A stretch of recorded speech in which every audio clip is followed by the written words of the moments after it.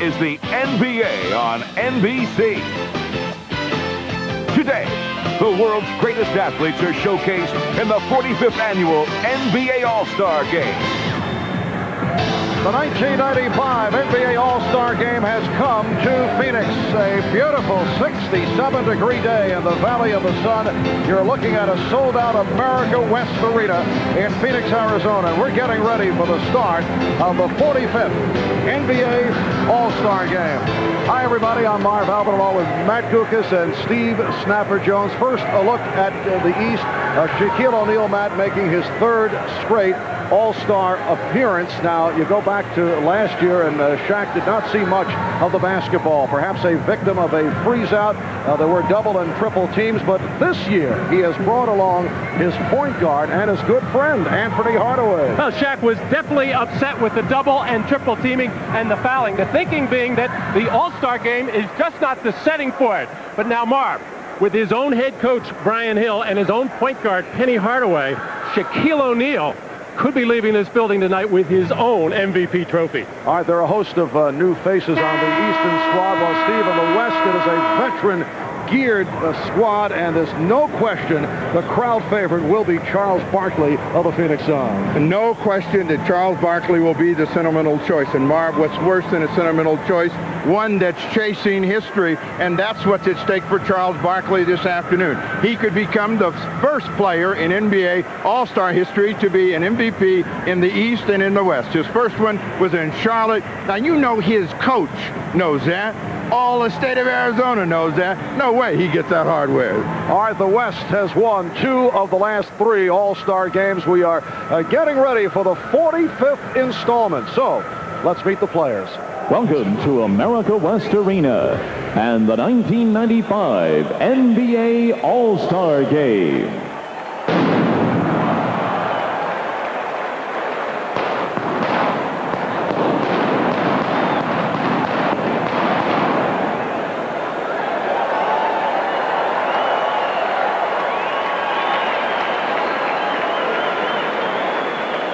Ladies and gentlemen, here are your 1995 NBA All-Stars, beginning with the Eastern Conference.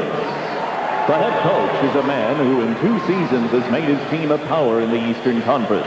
From the Orlando Magic, Brian Hill. The assistant coaches are Tree Rollins and Tom Sterner of the Orlando Magic. The trainer for the East All-Stars is Gary Briggs of the Cleveland Cavaliers. This forward's defense, rebounding and hustle have kept his team near the top of the Central Division. He's a first-time All-Star from the Cleveland Cavaliers, Tyrone Hill.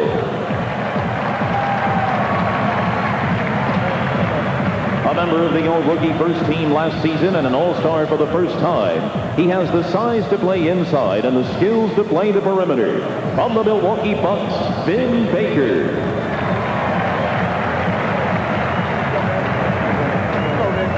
Another first-time All-Star, this Dynamo ranks among the league leaders in three-point shooting and free throw shooting. From the Philadelphia 76ers, Dana Barros. This young forward has overcome injuries to rejoin the NBA elite, making his second All-Star appearance from the Charlotte Hornets, Larry Johnson.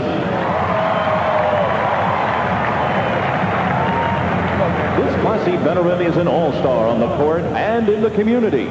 Playing at his 5th All-Star game, the captain of the Detroit Pistons, Joe Dumars. A rugged center who has become one of the most feared big men in the game. An All-Star for the 2nd straight year from the Charlotte Hornets, Alonzo Mourning.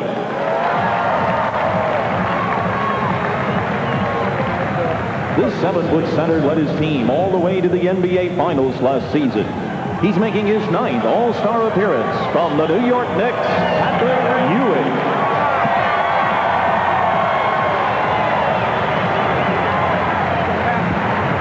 And now the starting lineup for the Eastern Conference. One of the favorites for Rookie of the Year honors and the only rookie ever to finish first in fan voting for the NBA All-Star Game. Starting at forward from the Detroit Pistons, Grant Hill.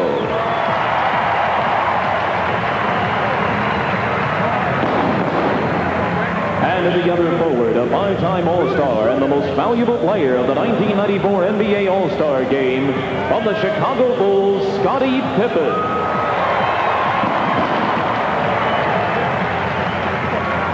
At guard, appearing in his first All-Star game, the MVP of the 1994 Ship Rookie Game. A 6'7" point guard who can do it all. From the Orlando Magic, Anthony Hardaway. One of the finest shooters in the league, he led his team to the Eastern Conference Finals last season. From the Indiana Pacers, Reggie Miller.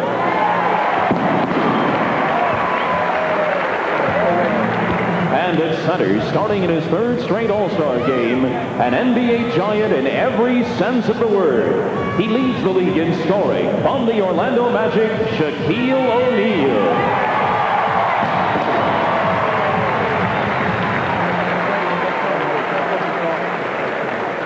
And now, the Western Conference All-Stars.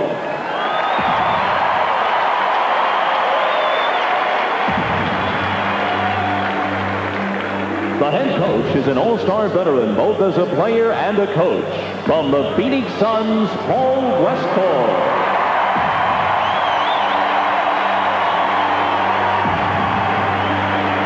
The assistant coaches are Lionel Hollins and Scotty Robertson from the Suns. The trainer for the West All-Stars is Joe Prusky of the Phoenix Suns. Selected by the coaches, but unable to participate due to injury, from the Lakers, Cedric Ceballos.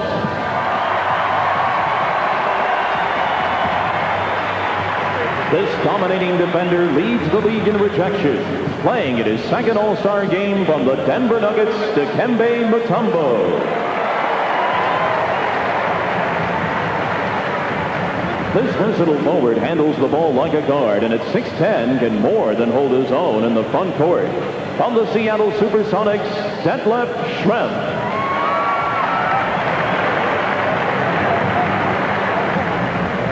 One of the best defensive players in the league and the leading scorer for the Seattle Supersonics. Playing at guard in his second straight All-Star game, Gary Payton.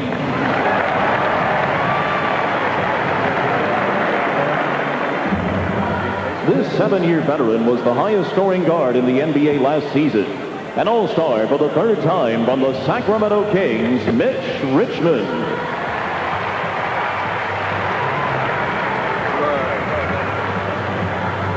Making his 8th All-Star appearance, the league's favorite truck-driving power forward from the Utah Jazz, the mailman, Karl Malone.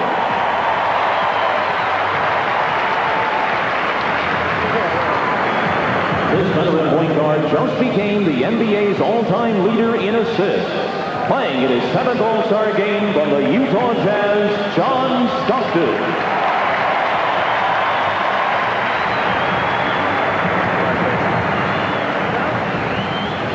The captain of the San Antonio Spurs and one of the most dominant players in the league, playing in his 6th straight All-Star game, David Robinson.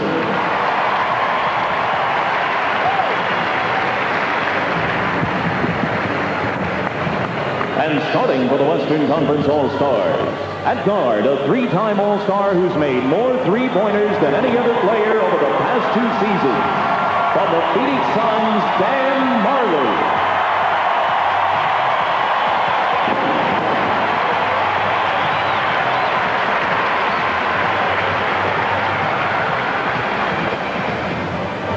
At the other guard, in his second All-Star appearance, the first time as a starter, from the Golden State Warriors, Latrell Sprewell.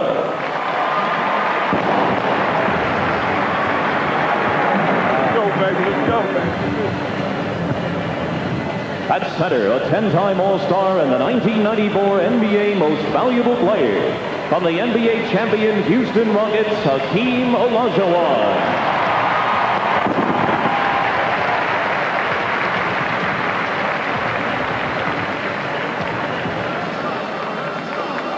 At forward, appearing in his 3rd straight All-Star game and one of the NBA's premier players. From the Seattle Supersonics, Shawn Kemp.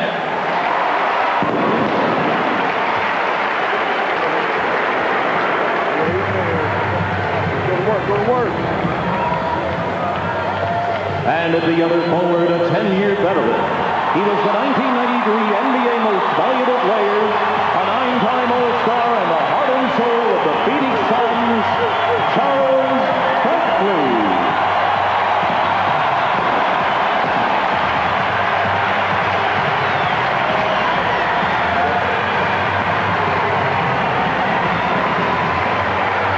Ladies and gentlemen, your 1995 NBA All-Stars.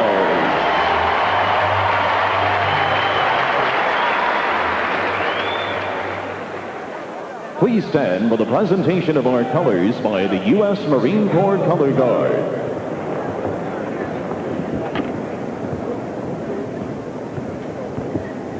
Detail. Halt. Oh, wait. Hey.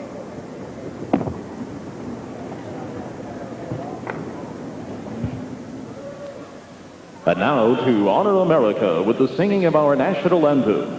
Please welcome a unique group based in New York City. This boys' choir has performed at the White House on several occasions. The welcoming of Nelson Mandela to the United States and all over the world. The choir, under the direction of Dr. Walter J. Turnbull, have recorded soundtracks for the motion pictures Glory, Jungle Fever, and Malcolm X. Their latest recording, Sound of Hope, was recently released on East West Records. Please welcome the Boys Choir of Harlem.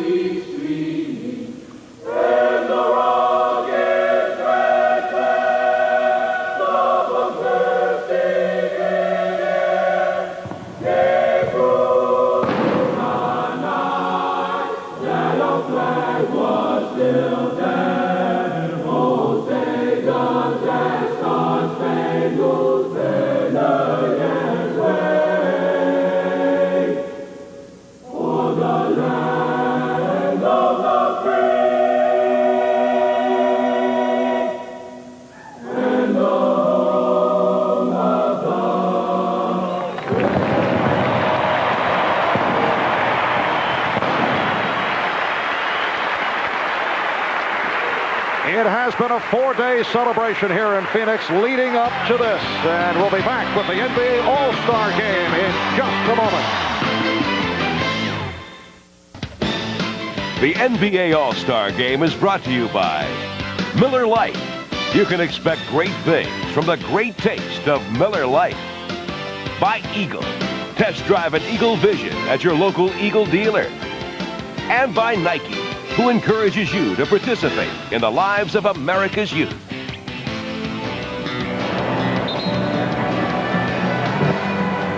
Better than 19,000 at America West Arena in Phoenix, hosting the NBA All-Star Weekend for the first time since 1975. In that game, the East beat the West. Walt Frazier of the New York Knicks, the MVP, scoring 30 points. The question coming into today seems to be who will be the most valuable player, and it looks like the early line candidates, Shaquille O'Neal and Charles Barkley. Well, the last time a center won the MVP was 1974, Bob Lanier. So it's very difficult for low post centers, especially to get involved. A guy like Robinson, Olajuwon has a better chance. A guy like Kemp, Malone, Barkley, the big guys that can get out and run and finish have an excellent chance.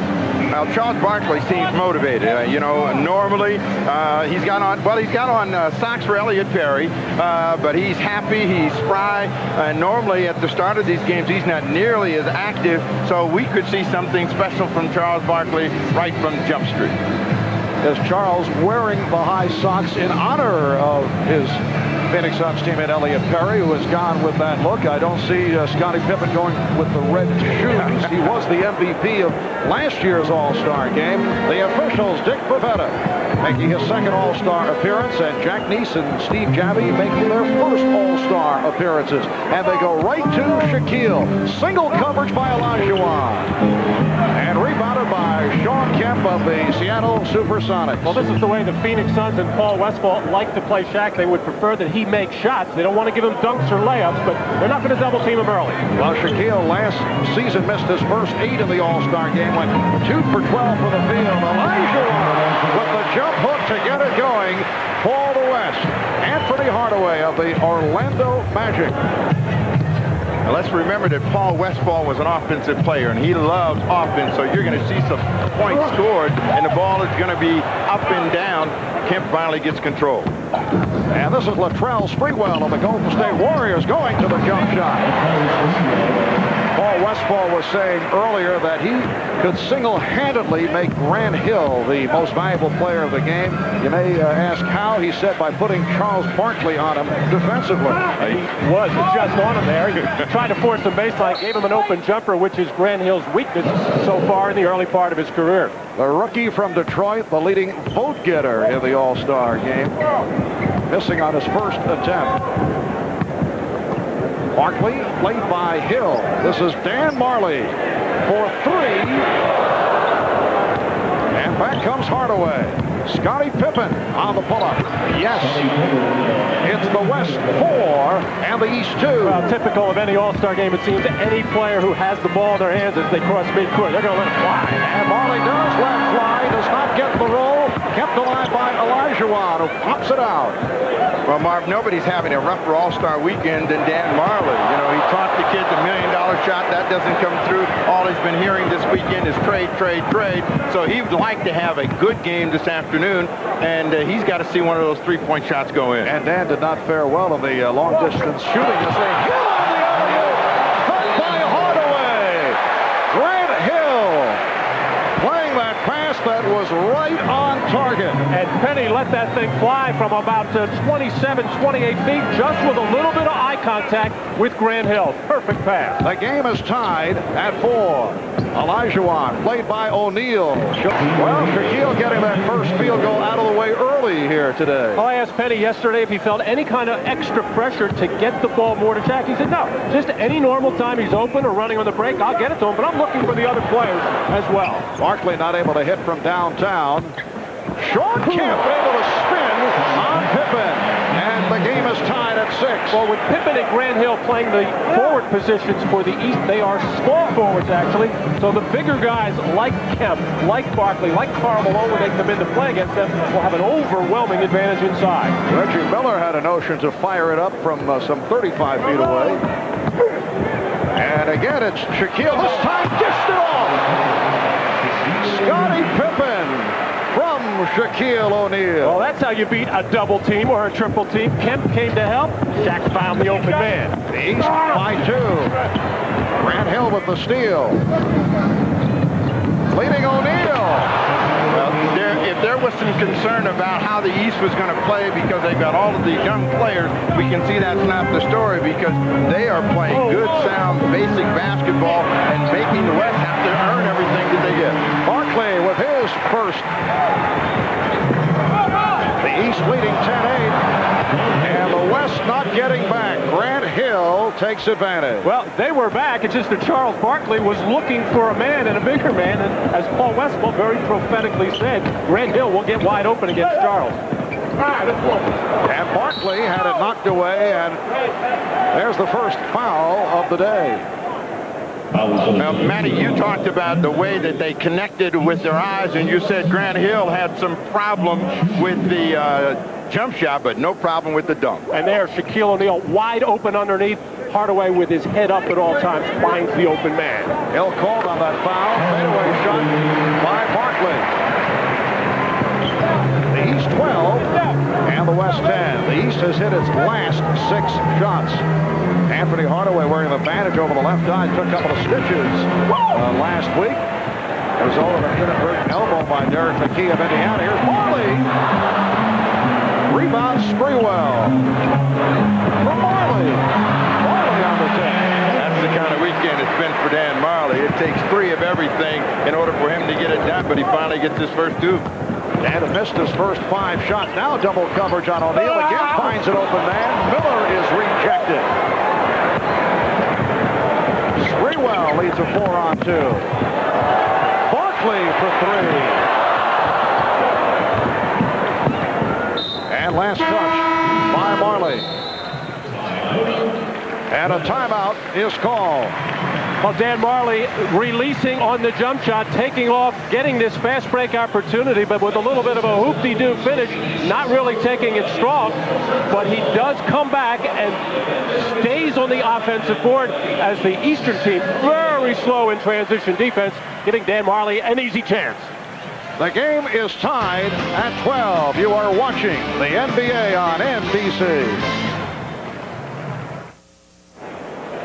Ahmad Rashad back at America West Arena. I'm joined now by Calvin Hill, the proud father of Grant Hill. Now, I understand that you are very proud of your son for coming in here and being the leading vote getter as a rookie.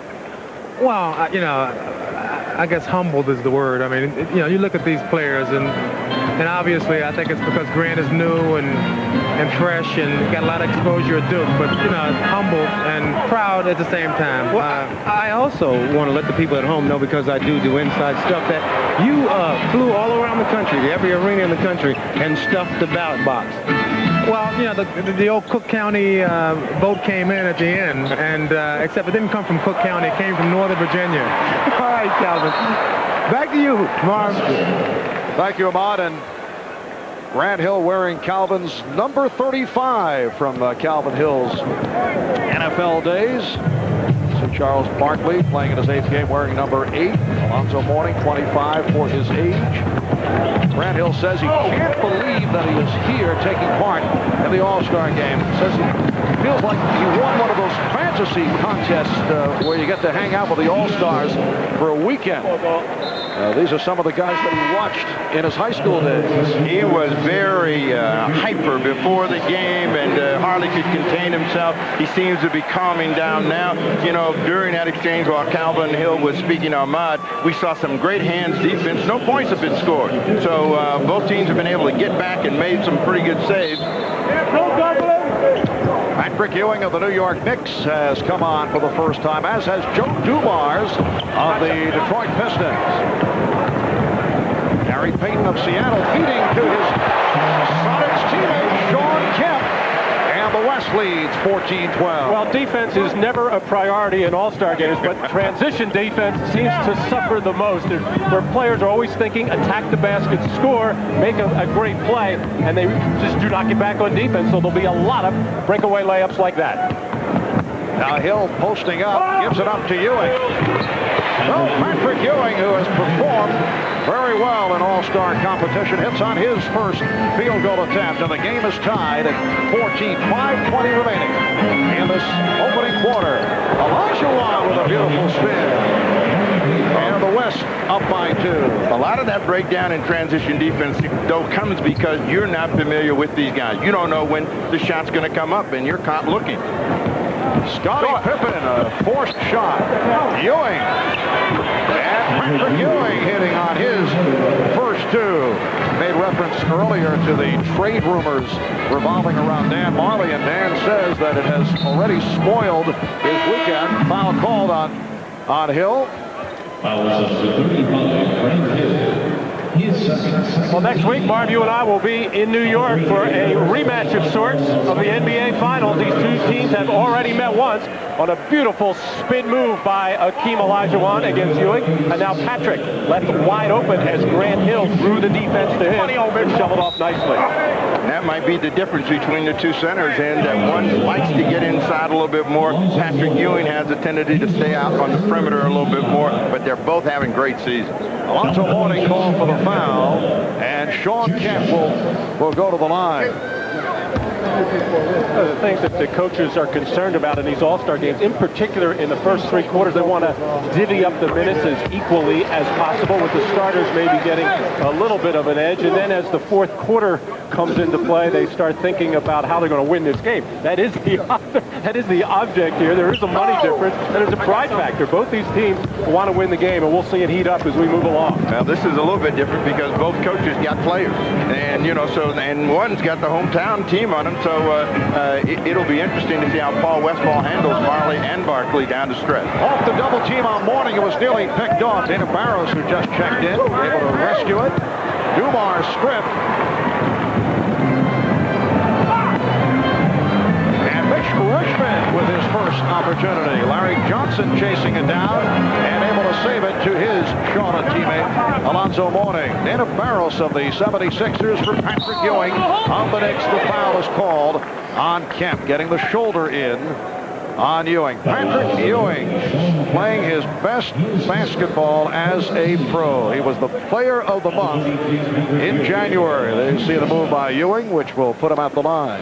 And Marv, you've talked about it many times. The reason that Ewing is playing so well and had such a great month, his health is better. His knees seem to be more resilient than ever, and he's intent on getting back into that championship round. Well, he missed all of preseason recovering from knee surgery. Started slowly, but has come on very strong, and certainly one of the many factors leading to the good play by the Knicks as of late. Olajuwon able to hang and get away with it. Well, that was Ewing's man who was shooting the free throws, and both East guards, Joe Dumars and Dana Barrows, fell asleep, I think, counting the house here, see how many people were here, and Olajuwon just slipped right by them. Alonzo Mourning. Rebound missed by Ewing. Olajuwon pops it down and overthrows Kemp. Charles Barkley likes to throw this ball long anyway, and that's one of Phoenix's favorite plays. And when he sees a white jersey down there, he makes a perfect catch. Can't say the thing for Olajuwon. He's a catcher, not a pitcher. 3.5 remaining in this first quarter. Barrows looking for his specialty. A three-point shot. And here's Gary Payton pumping it down to Sean Kemp, trying to take advantage of the mismatch, and the foul is called on Mourning. Barrows was the man at first attempting to guard Kemp. That's typical Western Conference basketball. Always looking to run, always looking to make the longest outlet pass possible to get the easiest shot. Steve, you're laughing at me. 7 of the top 9 scoring teams in the league, all from the Western Conference, and the other 2 from warm weather cities, Orlando and Miami. It's spoken like a coach in the East. The object is to get the ball in the hole as quick as you can, as easily as you can. I thoroughly agree. Now we're talking to a run-and-shoot style guy from the ABA, a 3-time ABA All-Star, should be pointed out, who likes the Western style. Hey, don't think every player doesn't like to play that style. Foul called on Barkley. Charles Barkley earlier this week suffered an eye muscle bruise. That was Wednesday night against Utah. Sat out the second half. Said yes, he does have double vision, and made the point that he hopes he can see one of the golf balls tomorrow. Well, he plays 2 on every shot until he's happy. Larry Johnson at the line. Substitutions, Detlef Schrempf, one of 3 Seattle Supersonics to make the All-Star team. And David Robinson of the San Antonio Spurs check in, replacing Hakeem Olajuwon and Charles Barkley. Well, this guy at the free throw line has to be one of the biggest stories of the All-Star game. Larry Johnson and his career seemed to be spiraling downward. He finally rehabbed himself, and he's back to a dominant force in the East. We were talking about Larry Johnson the other day with Alonzo Mourning, who said the injury, nice pass, but Richmond could not hit the reverse. The injuries may have been a blessing because Larry Johnson has been able to improve his three-point shooting and also his passing.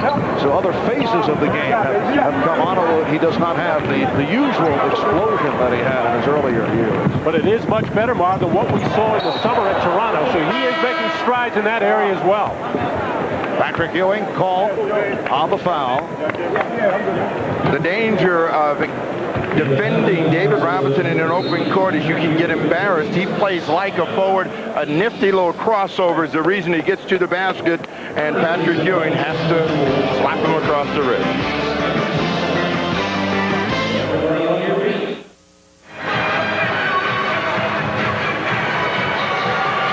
Welcome back to Phoenix, Arizona. This is the 70th year that Goodyear blimps have covered the nation's top sporting events. West 21 of the East 20, 2.5 to go in this opening quarter. Let's go to Hannah Storm with Scottie Pippen of the Chicago Bulls, a man who has been in the news as of late. Well, and he's a guy who made quite a statement last year at the All-Star game, not only with his play, but with those ugly red shoes. I noticed that you're quite calmer this year, the black and red version. Yeah, this is the newer version of them. I was going to try the red ones, but I decided to come out with a little black. So I didn't think it would fit in with my purple too well.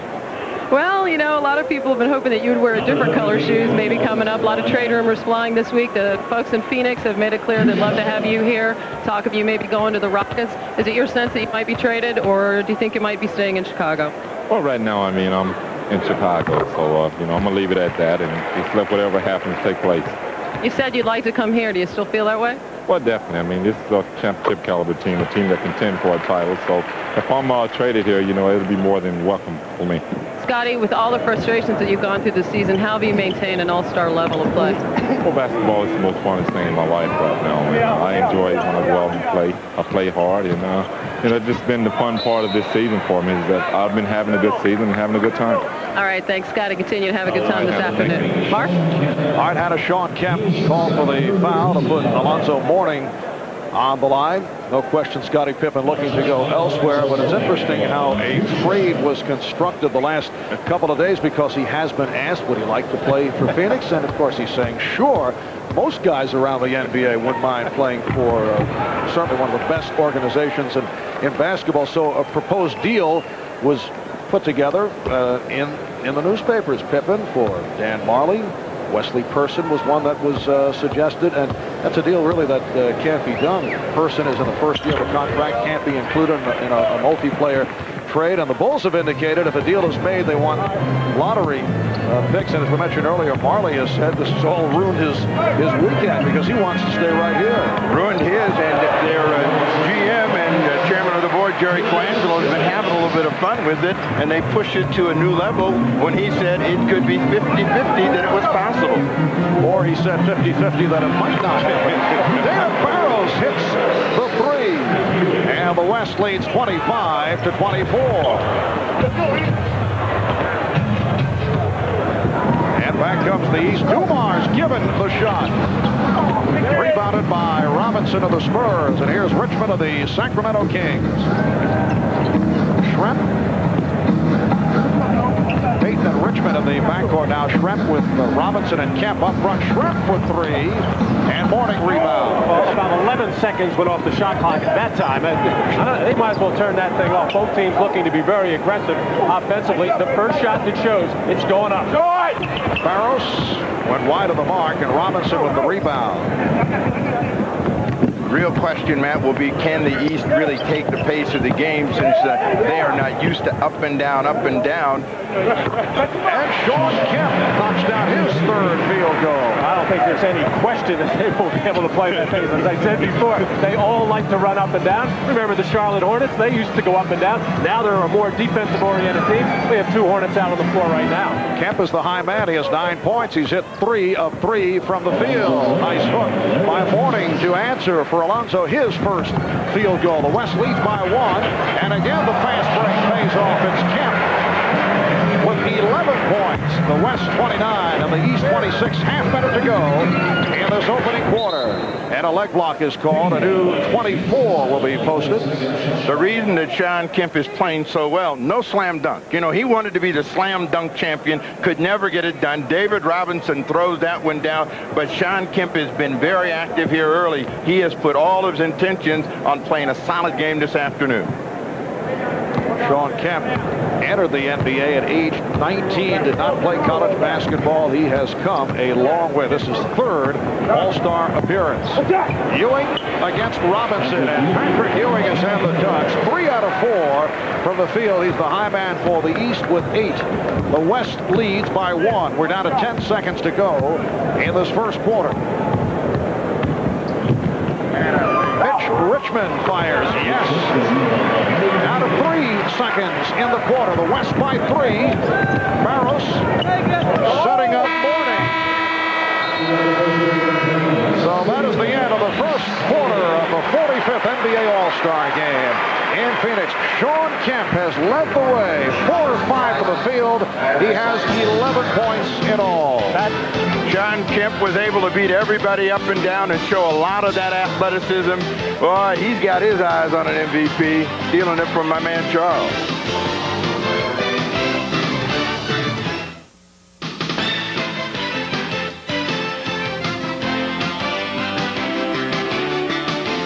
You're watching the NBA All-Star Game. I'm Ahmad Rashad back at America West Arena here in Phoenix, and I'm with Charles Barkley. Charles, one thing I noticed right off the bat are these high socks and the number 8, which is not your number. Explain that to me. The socks are for Elliot Perry. He's been the reason why we had the best record in the league, and I want to reward him. The number 8, I wanted to get his number, but Mitch Richmond has that because Akeem took my number because he's rude. But number 8, that's how many All-Star games I played in. All right, but now tell me this. It's in your backyard here. Any pressure on you to be the MVP? Oh, no. I've got it once, and it'll just be something else to clutter up my house. You know what? Elliot looks better in those long socks than you do. This is not made for fat people. This will look for skinny guys. All right, Marv, back to you. Who's writing a Charles material today? Little stand-up by Charles, who was the MVP of the 1991 All-Star Game in Charlotte. I'm sure another MVP award would clutter up the house. Second quarter is underway.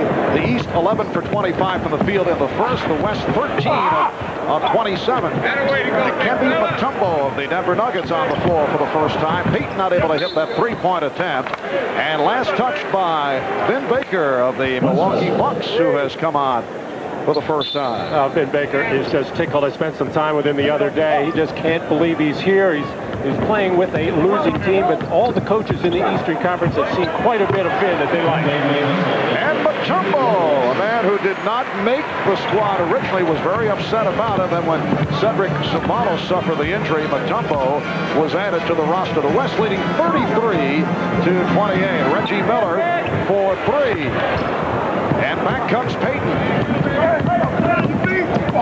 Peyton and Barros used to be teammates, and Peyton is saying, I can still get by you, and gets an easy score. Shaquille O'Neal. So Shaquille on the drive. The Western squad with Peyton and Richmond in the backcourt. Shrimp up front with Mutombo and Robinson. And Detlef Shrimp able to hit on his first field goal. The West has opened up a 7-point lead. It's their biggest lead of the game. Larry Johnson, Shaquille O'Neal, and Vin Baker on the front line for the East. And Barros and Reggie Miller in the backcourt. They double-team Shaquille. Barros for 3 from way downtown. Rebounded by Baker. The box out by O'Neal. A pull-and pass for Baker, who was stripped.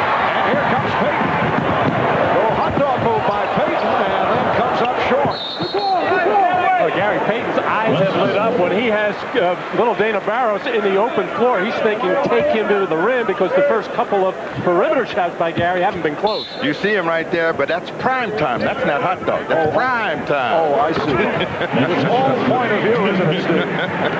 Mitch Richmond with 4 points. And the West leading 39 to 30.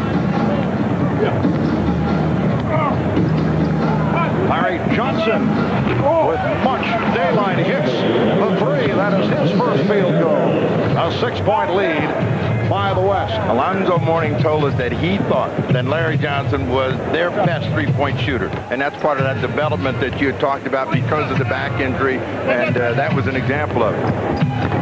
Mutombo demonstrating the hook shot. Robinson. And a foul is called. So the West squad going with a combination of Mutombo and Robinson. Timeout is taken. Back in a moment. You're watching the NBA on NBC. The NBA All-Star Game is brought to you by Beechwood Aged Budweiser. It's always been true. This Bud's for you. By the new Monte Carlo, a driver's car built around your needs for comfort, security, and control. And by the Prudential. Peace of mind. It comes with every piece of the rock. Well, Phoenix, Arizona has provided the setting for a Georgetown Center reunion with Patrick Ewing, Alonzo Mourning, and Dikembe Mutombo all making the All-Star team. Moments ago, Ewing and Mutombo on the court at the same time, and Hannah is with both Patrick and Alonzo. Yes, it is a Georgetown reunion. That was quite a moment. First time you guys have ever played together on the same court, I guess, other than summertime. Oh, definitely. Last year, Alonzo pulled up lame on me, but this year he's here battling with me. You know, Alonzo was injured last year and has done an admirable job of coming back from that injury. You proud of the job he's done this year? Oh, yes, he has. He's having an outstanding year. You know, he's a great player, and I'm happy to see him here. Not only Alonzo, but also Dikembe. You don't have to say that, Pat. Oh, well, you're right here with me. What about you, Alonzo? Is this the best you've ever seen Patrick play? I mean, he's really taken over the Knicks this year with a couple of tough injuries there, and they're playing terrific basketball. Well, it definitely has been. You know, he has a lot of weight on his shoulders. He's playing extremely well. You know, he's showing it today in the game, shooting the ball very well. You guys hope to meet in the playoffs? Well, hey, if he's there, that's who we got to go through. They don't want to see us in the playoffs. How's that new baby girl of yours, by the way? Oh, she's doing fine. I want to wish her well. And my wife also. All right, you guys have fun out there. Nice Twin Towers combination, Mark. All right, Hannah. Foul was called on Gary Payton, has opened up with 7 assists in this first half. The record most assists in a half in All-Star competition, 13 by Magic Johnson back in 1984. Anthony Hardaway, who has chalked up 5 assists, has been having his free throw shooting problems recently, and there is Irvin Magic Johnson. Yeah, this used to be Magic Showcase, and it'll be interesting to see whether Payton and Hardaway develop that kind of Isaiah Thomas and Magic Johnson mentality for these teams out here and really push the pace and have some fun. Showing a very quick first step. Well, that's really the strength of David Robinson's game, able to go out and set that screen roll, face the basket, drive it, and then if he doesn't score, wind up on the free throw line. The Utah connection, Karl Malone and John Stockton getting set to check in. Shaquille O'Neal with a fadeaway for his 4th field goal. 8 points for Shaquille. Oh, nicely done, Mutombo on the alley-oop. So the West up by 10 with 8.5 remaining in this first half. You've just figured this out. Hill, his team scores how many points a game? Westfall's team scores how many points a game? And you're thinking that there's going to be any offense scored in this ball. Both of these coaches showing what they believe is really critical for their team to have success. O'Neal from Hardaway. And back comes Payton. Leads a 4-on-2. Payton takes all the way. Rebounded by Richmond. And Reggie Miller had to feel like Custer's last stand there, as nobody for the East got back on defense with the exception of Vin Baker, and Reggie standing there, stood there for a while and then bailed out. On the subject of Vin Baker, the second-year man of the Milwaukee Bucks, he has a very peculiar pregame ritual. Perhaps you guys, both former players, can explain the reasoning behind it. He takes a shower right before the game. Go out for the warm-ups, and then he'll take the shower. I think he thinks he's warming himself up, but I'll tell you one, there's one other player that does the same thing, Marv, and that's Chris Mullin. And I think it's one of those things where the hot water makes him a little bit looser, but you're never sure because now you're playing a cold arena and you come out and you're that hot. Pretty cold. Steve, whatever you said, I have no idea what you had said. But Vince says it clears his head. Gets him ready.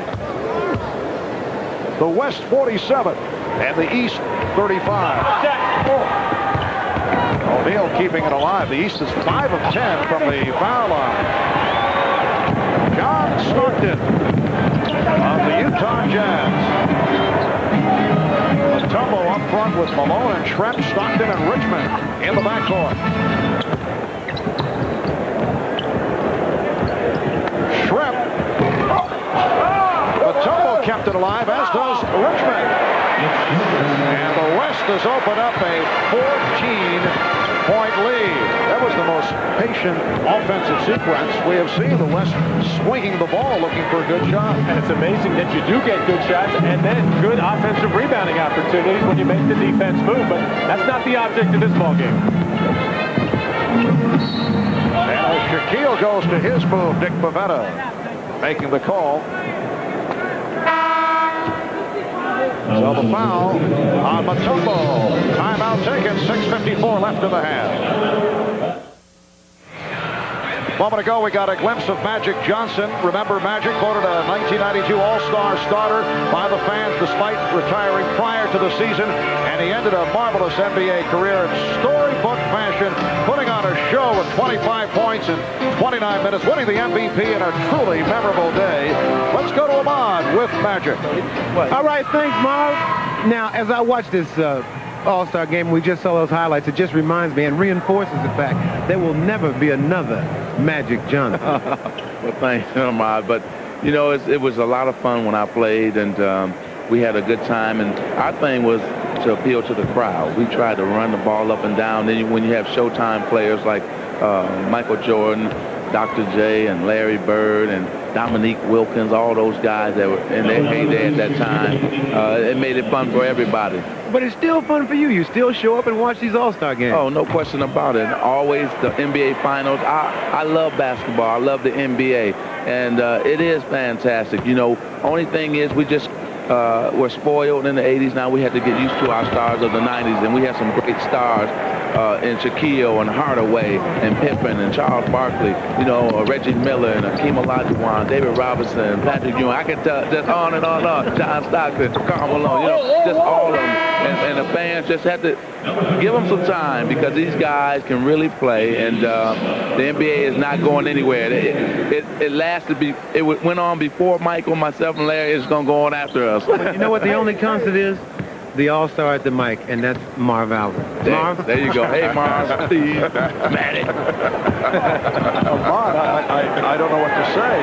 And I know he was dripping with sincerity also. I was going to say, that's the first nice thing he's ever said to you. We know he wants something. The West 51 and the East 37 with 6:20 to go in this first half. And Tyrone Hill of the Cleveland Cavaliers, despite a jammed finger playing in the All-Star game, making his first appearance of the day. Here's a 2-on-1 Richmond with Malone. Richmond off the ball fake, got it to Malone. Picture perfect 2-on-1 break. Karl Malone getting rid of the basketball just so he could get it back on the finish, which he has done so well for so long. And in the second quarter, the West has dominated. They have outscored the East 22-11 as Larry Johnson is able to hit on his second field goal. The West up by 14 points, and the foul being called. Foul on Hardaway. Charles Barkley is back, along with Latrell Sprewell. Now, the big reason why the West has this lead is the offensive boards, as Mutombo battles in there. Nobody gets a body on him. And now the fast break opportunity for Karl Malone. Nice feed by Mitch Richmond. Karl Malone was kind of iffy coming into this ball game. Had a little bit of an ankle problem. Karl Malone has only missed 4 games in 9.5 years, regular season game. Now, that's been tremendous resiliency, but I think you hit it right on the head that where the West is dominating this game has been their ability to strike quickly and easily in transition and on the glass. They've almost been able to do whatever they want. 6 points for Barkley, and the West is up by 16. Hardaway getting an extra step or two on that sequence, and Ewing was able to finish it off. So the West leads 55-41. Well, Javi would have had something to say about that normally, and that might even have resulted in a tee, but it is an All-Star game. Mutombo setting up against his good friend Ewing, had nowhere to go. Sprewell, played by Pippen. Malone. Malone. Along with his second field goal, he has 4. Marv Albert, along with Matt Dukas and Steve Snapper Jones. Bob Costas and Julius Irving will be on hand. At halftime, Hill lost it.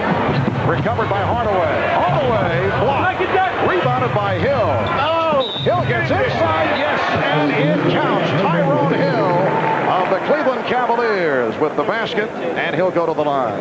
Hill is a guy that said it didn't matter to him whether he got chosen to the All-Star team. It's a great honor, but showing you why he is such a valuable commodity to the Cleveland Cavaliers. Always in and around and close to the glass and cleans up. All these guys that are hurt, they always say the same thing. I could have used the time off, but you can't pry them away from the weekend once you get them here. He did not want to be put on the ballot, and actually he felt that his teammate, John Hot Rod Williams, actually deserves to be voted on to this team by the coaches. And again, but Tyrone Hill, I think, very happy he showed up. Foul line violation, giving the ball to the West. Yes, Hot Rod Williams has had an excellent year. You could also make a case for Hot Rod of those injury-battered Cleveland Cavaliers. 4:20 remaining in the first half. Backdoor pass for Barkley, and it will count as a goaltend. Stockton gets credit for the field goal. So unusual to be watching the East team right now with Scottie Pippen, but Charles Barkley always with the head up, found Stockton on the back door as the clear goaltend call by Patrick Ewing. But Scottie Pippen playing a lot without the basketball. He's not used to that. He likes to feel that leather in his hand. Ewing had his pass intercepted by Sprewell. Too many white shirts. Pass from Barkley finishes it off. The West 61, the East 43. Scottie Pippen off the fake, and then Barkley got back. Nice recovery, and it's last touch by Pippen.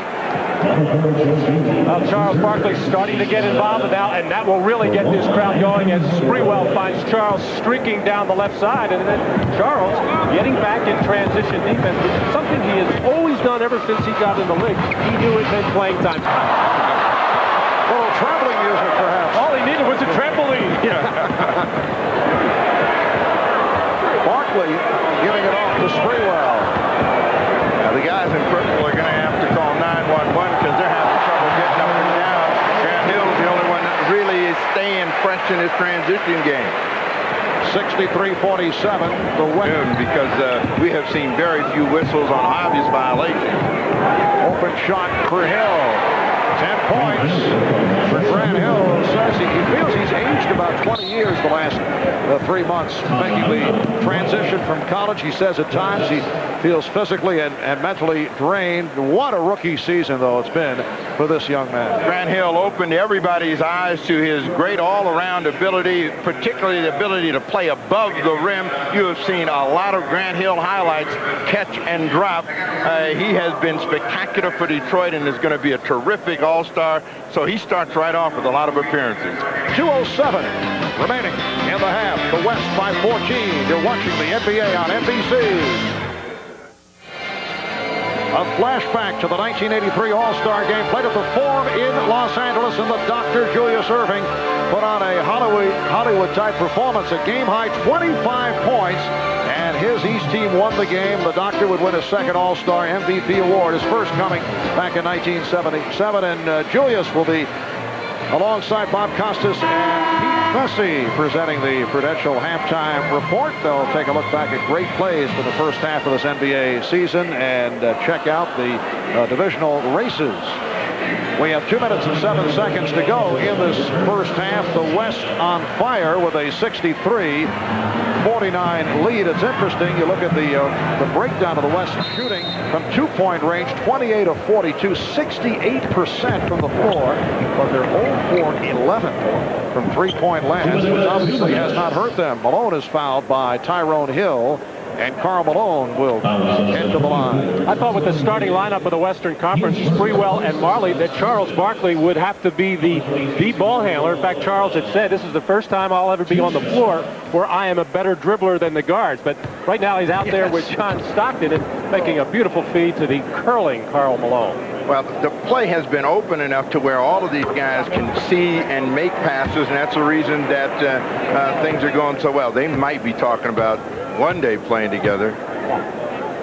Wishful thinking.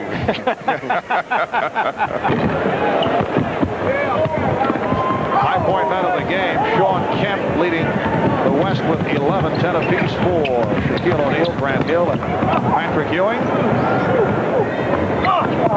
Dumars played on a switch by Elijah Wan. Shot clock is actually down to 5. And Ewing stripped. Stockton has a 4-on-2.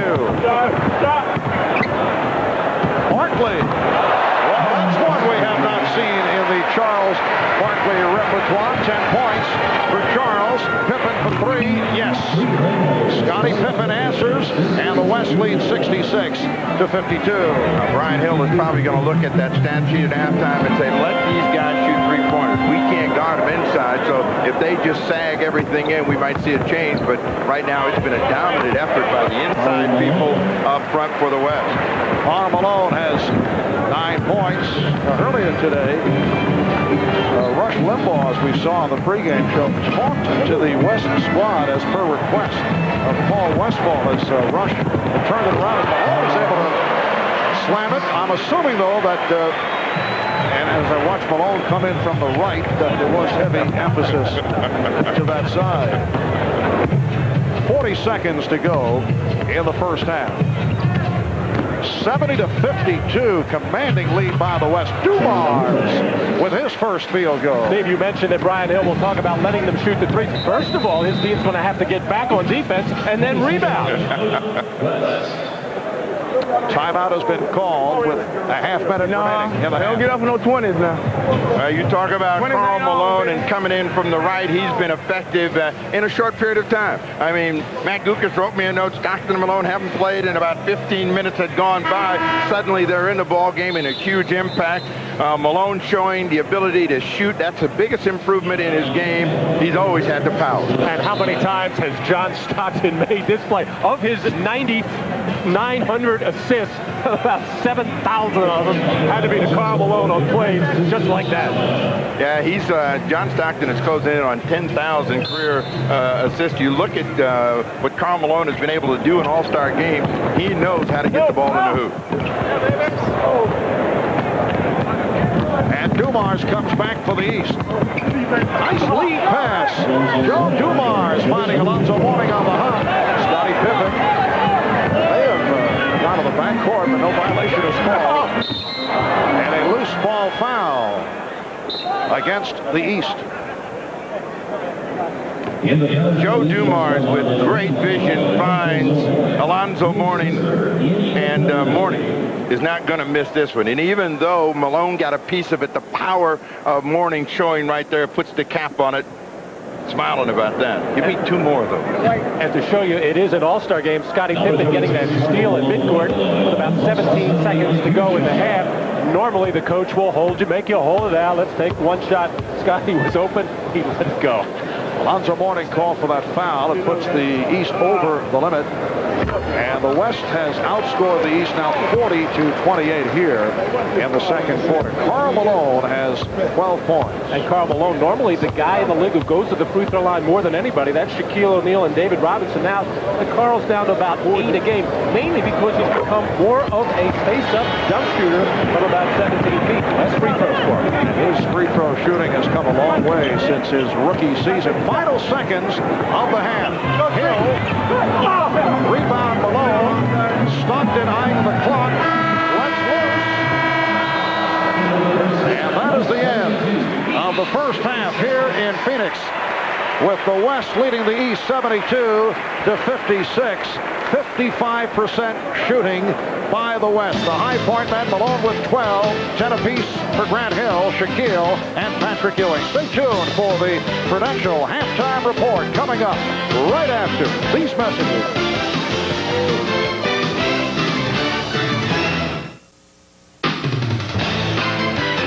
This is the Prudential halftime report, brought to you by the Prudential. Peace of mind. It comes with every piece of the rock.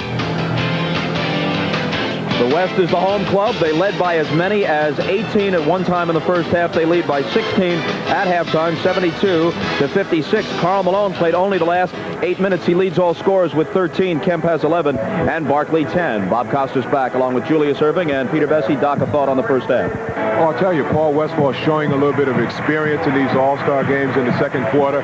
He elected to go with the big lineup. He put Mutombo, Robinson, Shrimp out on the court at the same time with Richmond and Gary Payton. I think that's when the game turned around.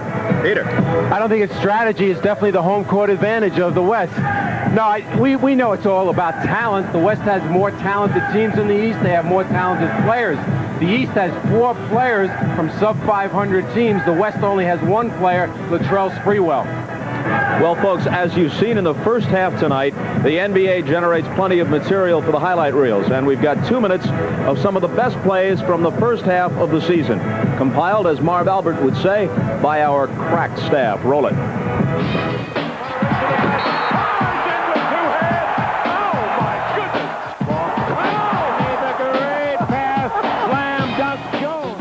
Here's O'Neal. Oh. Direct Jackson. Rex unloads. Holy mackerel.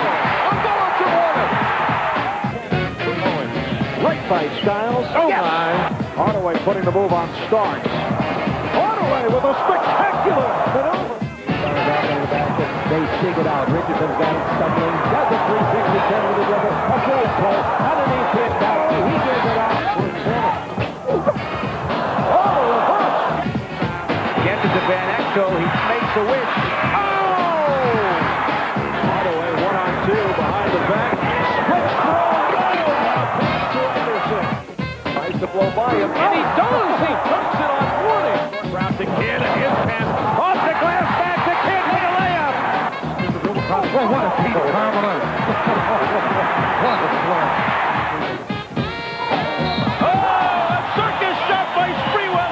Gets it up to Starks on a key, and he slams it over Elijah Wan. Oh, my goodness. Kidd off the drive. Whoa, Jason! Hardaway. Oh, in the hole! Tony got it. Oh, stolen at the baseline. And the ball goes in. It counts. Starks. We're down to 5. Ewing for the win. Yes!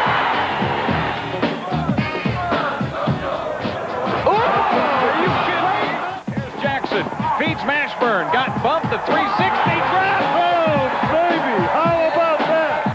Head to Marley, great effort. Trailing gets it, feeds to Kemp into the air, double pump, floats the left-hander up from the belt buckle, and high, caramba! All right, so much for some great individual moments. We'll turn our attentions to the teams as when we return, we size up the NBA's 4 divisions at the halfway mark. That's after a message from Prudential. And as always, a word from the NBA.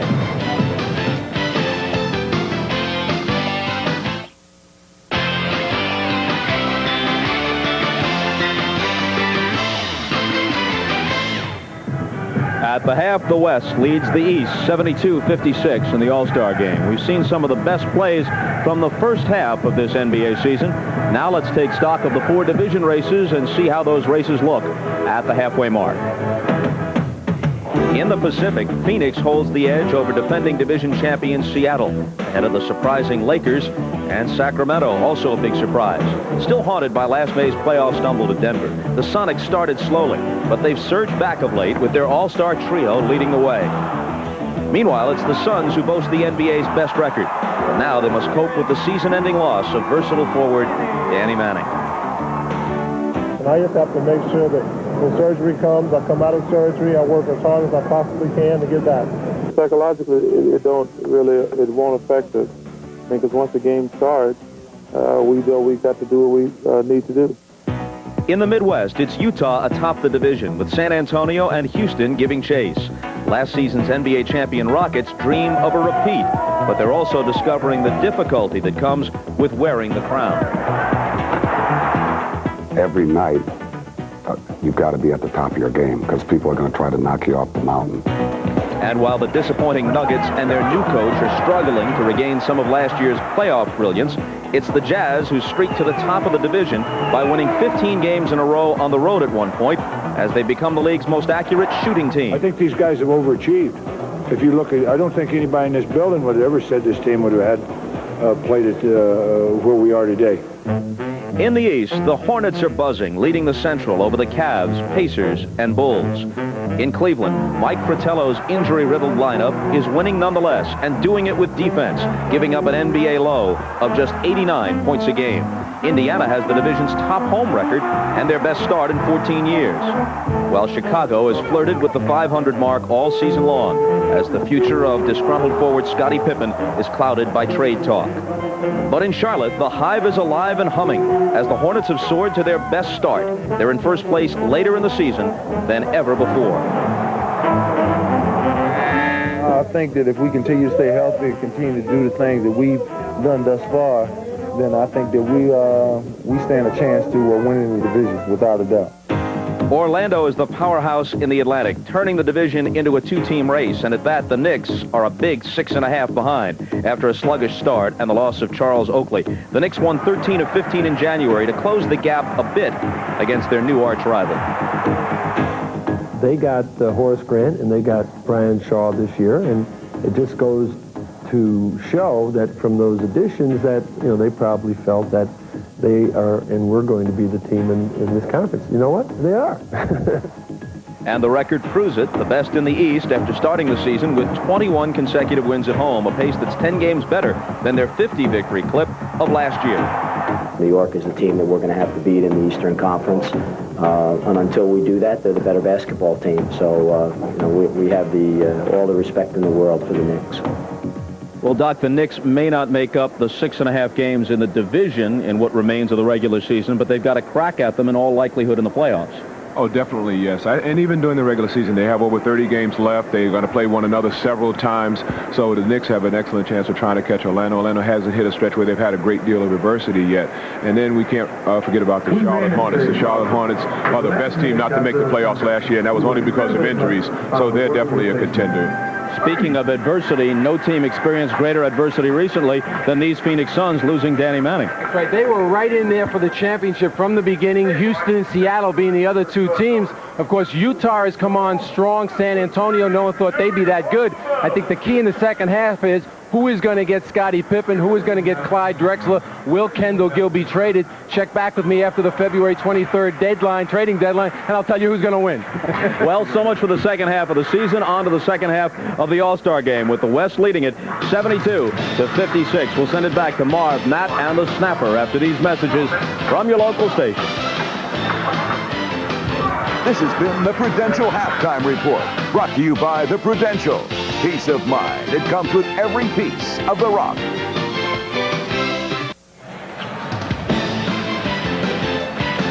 Welcome back to Phoenix. The West All-Stars leading the East All-Stars 72-56. Marv Albert, Matt Gukas, and Steve Jones. Check this out, guys. A true tribute to Anthony Hardaway, showing compassion for the couple of stitches over the eyebrow of Hardaway. Now, those are real fans. The story in the first half, tremendous shooting by the West, 55% from the field. It was a real dominant effort by them, and I think when you talk about what caused it was their ability to make transition plays. And when we go back and look at last year, our thoughts for Shaquille O'Neal were, poor Shaquille. He wasn't prepared for triple team.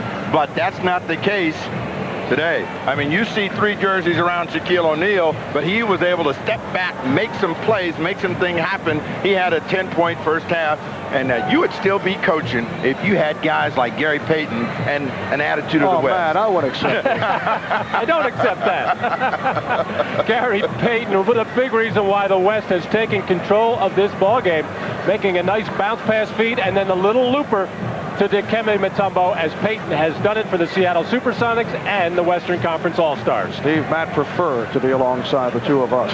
A look at the Miller Genuine Draft halftime stats, fast break points. The West 26-14 over the East. Gary Payton 9 assists in his 10 minutes of play. And a look at the shooting, the East 23 of 49, 47% of the West, 31 for 56, despite the fact they have not been able to hit the three-point shot. They've been doing it from two-point range. Karl Malone, 13 points on 5 of 5 from the field and 3 of 4 from the line. So in this 45th NBA All-Star game at the half, the West up by 16. We'll be right back.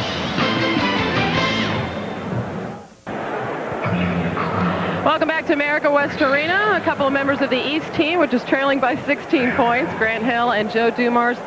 Joe, where's that Eastern Conference defense, buddy? This is, a couple members of the Detroit Pistons here. We're about to turn it on in the second half right now. Big time D.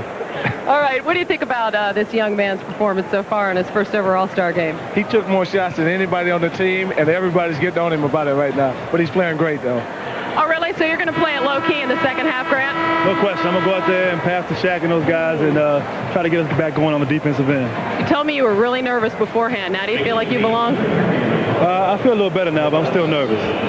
All right, guys, have a good second half. Try to play your way back into it here. Let's send it over to Ahmad on the west side. All right, thanks, Hannah. Now, the mark of a great pro is consistency, and this here is a great pro. No, don't do that to me. You just jinxed me. I won't do nothing the rest of the day now. Here we go. You guys have started out like wildfire out there in Utah. 15 straight road wins. You guys are making some noise.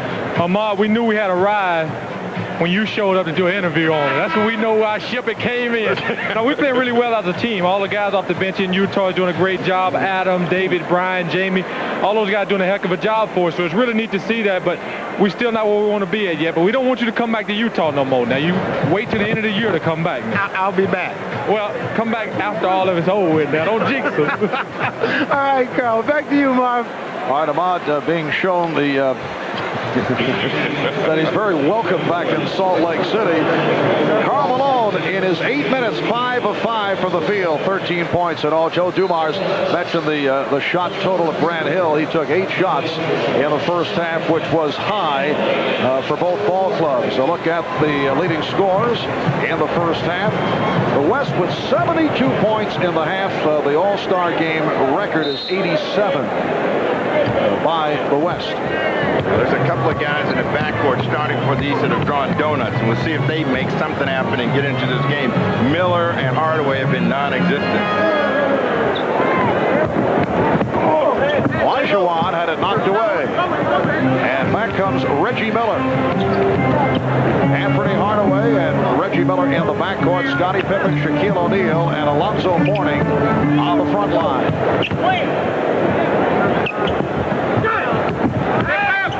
And here's Pippen. Rebounded by O'Neal. And Shaquille fouled. So Shaquille O'Neal will go to the line. Well, Valentine's Tuesday. Be sure to catch Kathy Ireland, Rachel Hunter, Christy Brinkley, and the world's most glamorous supermodels in the Sports Illustrated Swimsuit Special. That's Valentine's Tuesday at 10, 9 Central, right here on NBC. Matt, why are you looking at me like that? It's one of your best segues I've ever seen.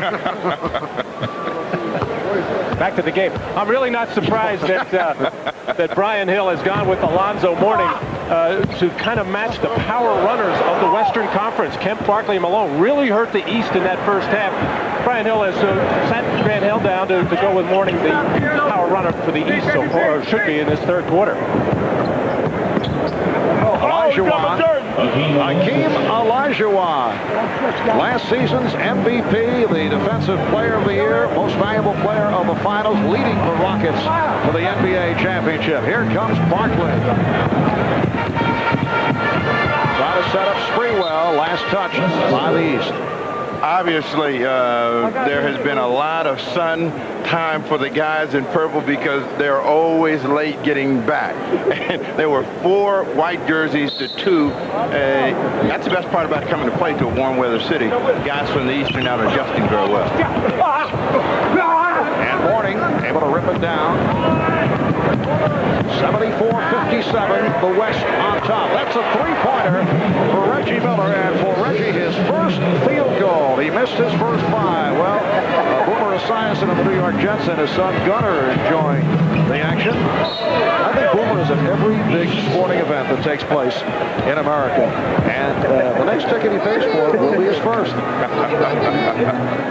The West up by 14 with 1:45 gone by in the third quarter.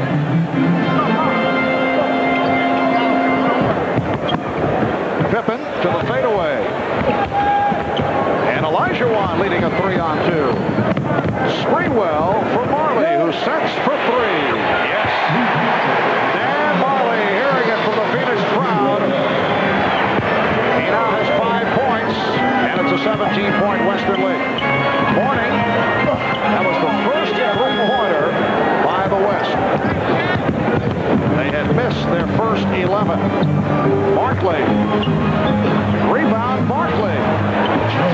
The West 79, the East 60. And the Western Conference Morris just shoving it down the throat of the Eastern Conference, who just can't seem to put the ball in the basket, and then they compound it by not getting back on defense. That is depth. Now, the last time Barkley looked around to see if any purple jerseys were coming, and all of a sudden realized there wasn't, so he just went all the way in. Shaquille O'Neal.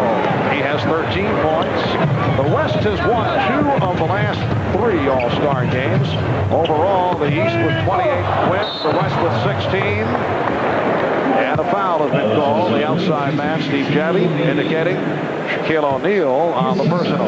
Things clogged up inside for Shaq, so he is working on his little fadeaway jump shot, which has gotten better and better over the last 3 years, along with the jump hook. We haven't seen much of the jump hook tonight. That has almost become his go-to move. Of course, the signature move is still the power slam, but if he can ever develop that face-up shot like Patrick Ewing, like Robinson, like Ewing, it is really going to add a major dimension to his game. Mark, we have a chance to get a historical perspective here. Matty played with Chamberlain. The difference or the similarities between O'Neal and Chamberlain? Well, overpowering players inside, no question about that. But, you know, there's been a lot of talk about that. It's so difficult to compare players from different eras. Even Wilt Chamberlain is saying right now, with his eyes wide open, this young man is something very, very special. Hardaway trying to get on the scoreboard, draws a foul from Olajuwon, but that's the first time we've seen him close on the finishing end of a fast break, and he is really an electric player. And as much as he talked about making this a special All-Star game for Shaquille O'Neal, he has struggled this afternoon. It's been a tough time for him to really get it. You would think that he's Grant Hill, and it's the other way around. Matt, to take the Chamberlain-O'Neal comparison one step further, who was the better free throw shooter? I know the big fellas out there. I noticed the hesitation. Shaquille. Sorry, big fella. That was a long pause. You know that you're going to hear from... Oh, I know I'm going to see him. The alley-oop thrown away. Pippen firing it to the stands. 79-64. The West in front, 8.5 left in this third quarter. Olajuwon to the spin. Played very well by O'Neal. Mourning with the rebound.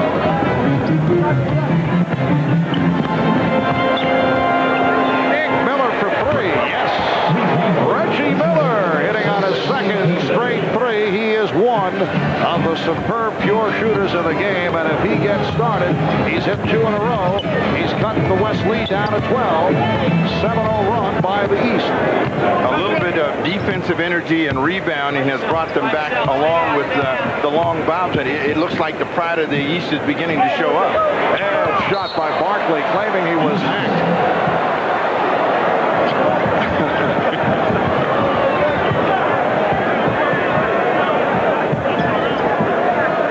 O'Neal backing his way. Goes to the jump hook. And a loose ball foul is called. And it's on Mourning, yes. That is number 4 on Alonzo. Well, Bob, you're starting to mention, looks like Reggie Miller getting the, as we take a look at Billy Crystal, who was the MC at the Chucksters Roast the other night. Charles Barkley took it on the chin from a number of people. Too bad Charles is just not an easy target also.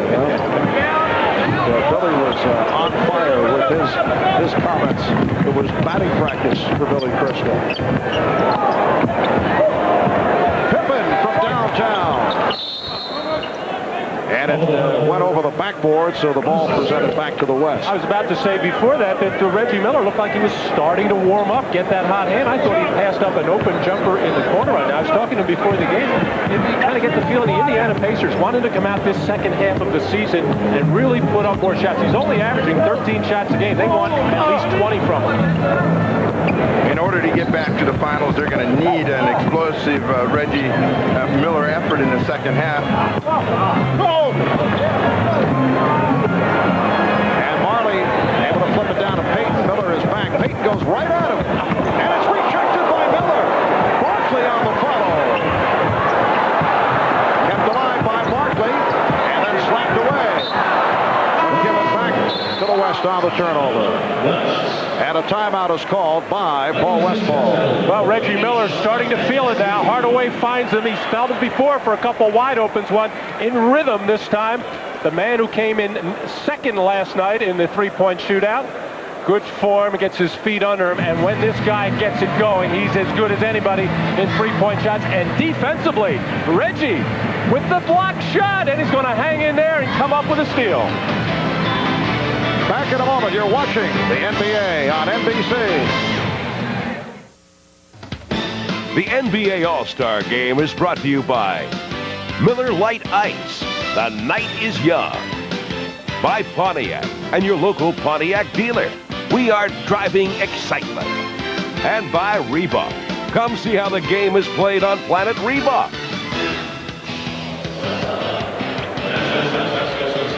Welcome back to Phoenix, Arizona. Look at Dikembe Mutombo, who was originally not selected for the All-Star team and was very upset about it, but then Cedric Ceballos went out after surgery on a torn ligament in his right thumb, and Mutombo named to replace Ceballos. Cedric, though, on hand for the festivities this weekend, and he's with the Dean. Let's go to Ahmad. All right, thanks, Mike. Cedric, you're having a wonderful year out there in Los Angeles. A lot of people didn't expect a lot from your team, but you've really turned it around. Well, yeah, I think so. I think the most important thing that we got our confidence up, and the players don't want to go back to where they were last year, and we're rolling with it. Well, I'm sure the happiest person on this team is Mutombo because of your injury. He's here. Well, yeah, Mutombo didn't do it on purpose. He didn't intentionally try to hurt me, but I just bumped into him, and that was just the situation. You know, Mutombo apologized, and he didn't even know what he was apologizing for because he didn't even notice hitting me. But it was an unfortunate situation. I'm happy to be elected as an All-Star, and I'm happy to be here. All right, you forgot to say hello to Carl Malone's mother. Miss Malone, Carl Malone said hi. All right, let's go to you, Hannah. All right, I'm with the guy that helped spark the East. Well, brought him within 12 points anyway. A couple of three-pointers. A nice block there, too, Reggie. Well, you know, people really don't know about my defensive skills. The only thing they know about my shooting. So Gary tried to make a nice finger roll on me. I thought I'd go up and get it a little bit. But we're starting to make a run here. You know, the West, they got a big squad, and they kind of ran us in the first half. Our goal was to come out in the second half and try to get back into the game as quickly as possible. And yeah, I think we have a chance here. We're down by 12, but we're making a run. Well, you're right when you said most people know you for your offense. Spike Lee sort of made you a cult figure there, huh? Well, last year in the Eastern Conference Finals. I was hoping he would have been here. I really would have been on fire. He'd been sitting in the front row, but I guess he was kind of absent today, so oh well. Well, now that you're a celebrity, is this All-Star game where you're a starter a lot different from your first appearance in 1990? Well, the first time I was so nervous, you know, being on the same floor with Jordan and Byrne. I was just so excited to be there, but this time it's a little bit more relaxing. All right, have fun and fire up some more trays. Get these guys back in it, Reggie. All right, Mark. All right, Hannah. West only 3 of 13 from the field in this third quarter, and as a result, as Dumars is able to hit, it's down to a 10-point lead. The East making its way back. Payton off the mark. Hit the line by Olajuwon. And rebounded by O'Neal. Well, O'Neal pushed everybody out of the way and is trying to go all the way. And the foul! Shaquille O'Neal taking it the length of the court, and he will go to the line. Shaq lives for this kind of play, and you can see it on the big smile on his face. The man wants to be a point guard, and look at him put it down and pick it up and finish with the little finger roll, and all of his teammates on the Eastern Conference bench appreciating the many skills of Shaquille O'Neal. Foul on Kemp, his fourth. But Shaquille not able to put the free throw down. He's 3 of 5 at the line. The West has missed its last 10 shots. Make it, well, Robinson fouled, so that will not be an official miss. It is still 0 for the last 10, and Robinson will go to the line. The East with 11 unanswered points to cut it to an 8-point lead. We got a lot of centers in the ball game, and it'll be real interesting to see how they mesh. O'Neal, Ewing, Olajuwon, Robinson. It would seem, Matt, that the Robinson-Olajuwon combination might be easier to work with, and David plays more like a forward. Well, they both can face the basket and play like forwards. Shaquille and Patrick in the last 2 All-Star games played quite a bit of time together, so that's not really strange to them. Patrick can step out at 17 feet and face the basket. The big key for the Eastern centers is getting back to stop those easy layups. The West got bored, and now they're overengaged, and they need to get back to plays like that to keep their lead. And Payton, with his second field goal, he has 4 points. 81-71, the West on top. Hill gets inside, and he's fouled by Kemp. Grant Hill able to extend. Gary Payton really was the spark plug in the first half in a short period of time, and he may have to reignite the West, but this is a terrific finger roll to get to when they have really been struggling to score, and that look would tell you, well, you got kind of bored with the game. Now it's a little bit more exciting. Let's see if they get revved up again. Correction on the foul. Robinson called for the foul.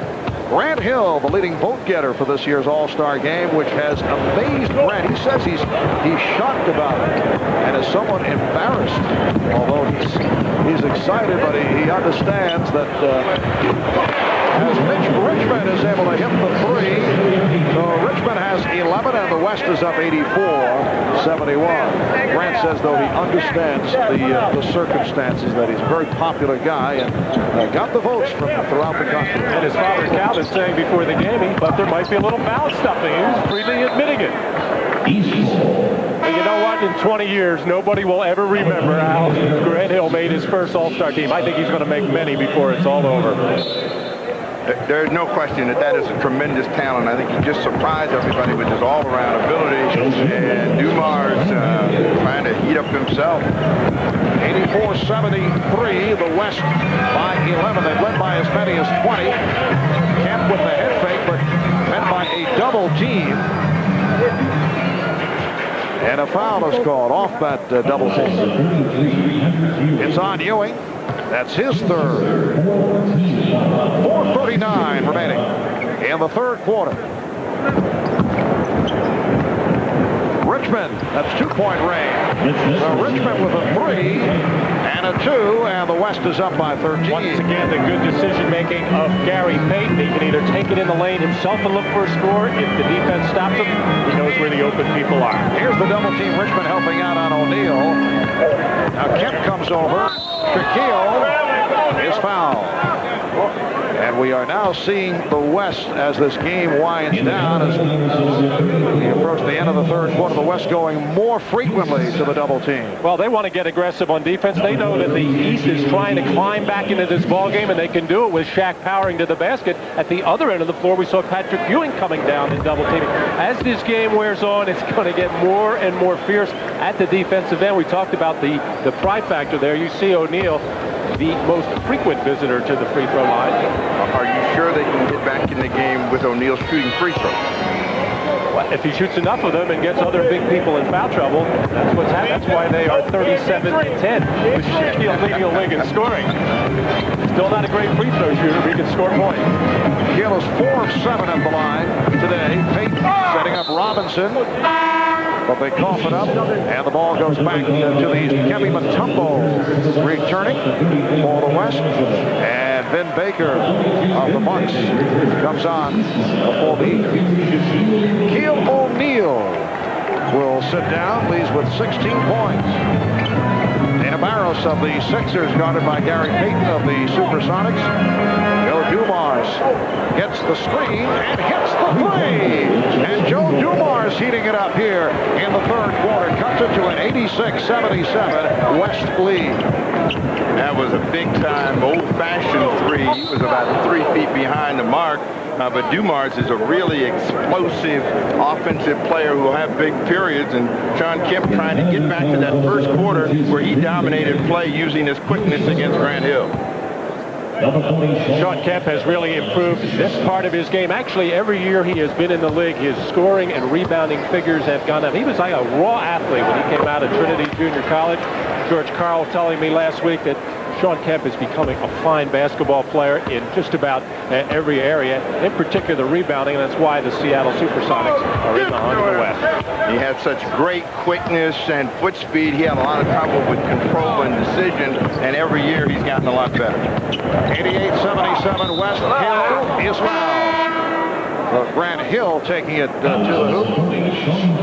And fouled by Kemp. That's 5 on Kemp. Very alert play by Grant Hill, who got whipped at the other end on the baseline spin move by Kemp, and it's just right back at you. Grant Hill has played on some playgrounds in his day as he forced the issue there, and that's a key player for the Western Conference. Sean Kemp has been very valuable. And the East is only 11 of 22 at the line, and Hill is 0 for 3. Only one player has fouled out in the last 17 All-Star games, as you see Kemp sitting down after picking up his 5th. So Grant Hill 0 for 4 at the line. Usually a solid free throw shooter. 11-point West lead. Detlef Schrempf, who just checked in, getting it over to Mitch Richmond, and he has been on fire. Richmond is now 7 of 9 from the field. He has 15 points. The West by 13. Here's Barros. Yes. The West 90 and the East 79. How about the Kembe Mutombo out there respecting that first offering on the pump fake by Barros to make him change it. Barros just improved his position. Kembe Mutombo leading the NBA in block shots and rebounding. Open shot for Schrempf, passed up on the long-range bomb and went for the drive and was not contested. 92-79, West 2.5 to go in the third. Dumar's looking for the pick from Ewing. When they brought Richmond and Payton in, they got some guys that wanted to score the ball that hadn't gotten bored with the game, and they got back on top and got in control again. Foul on Schrempf, timeout taken.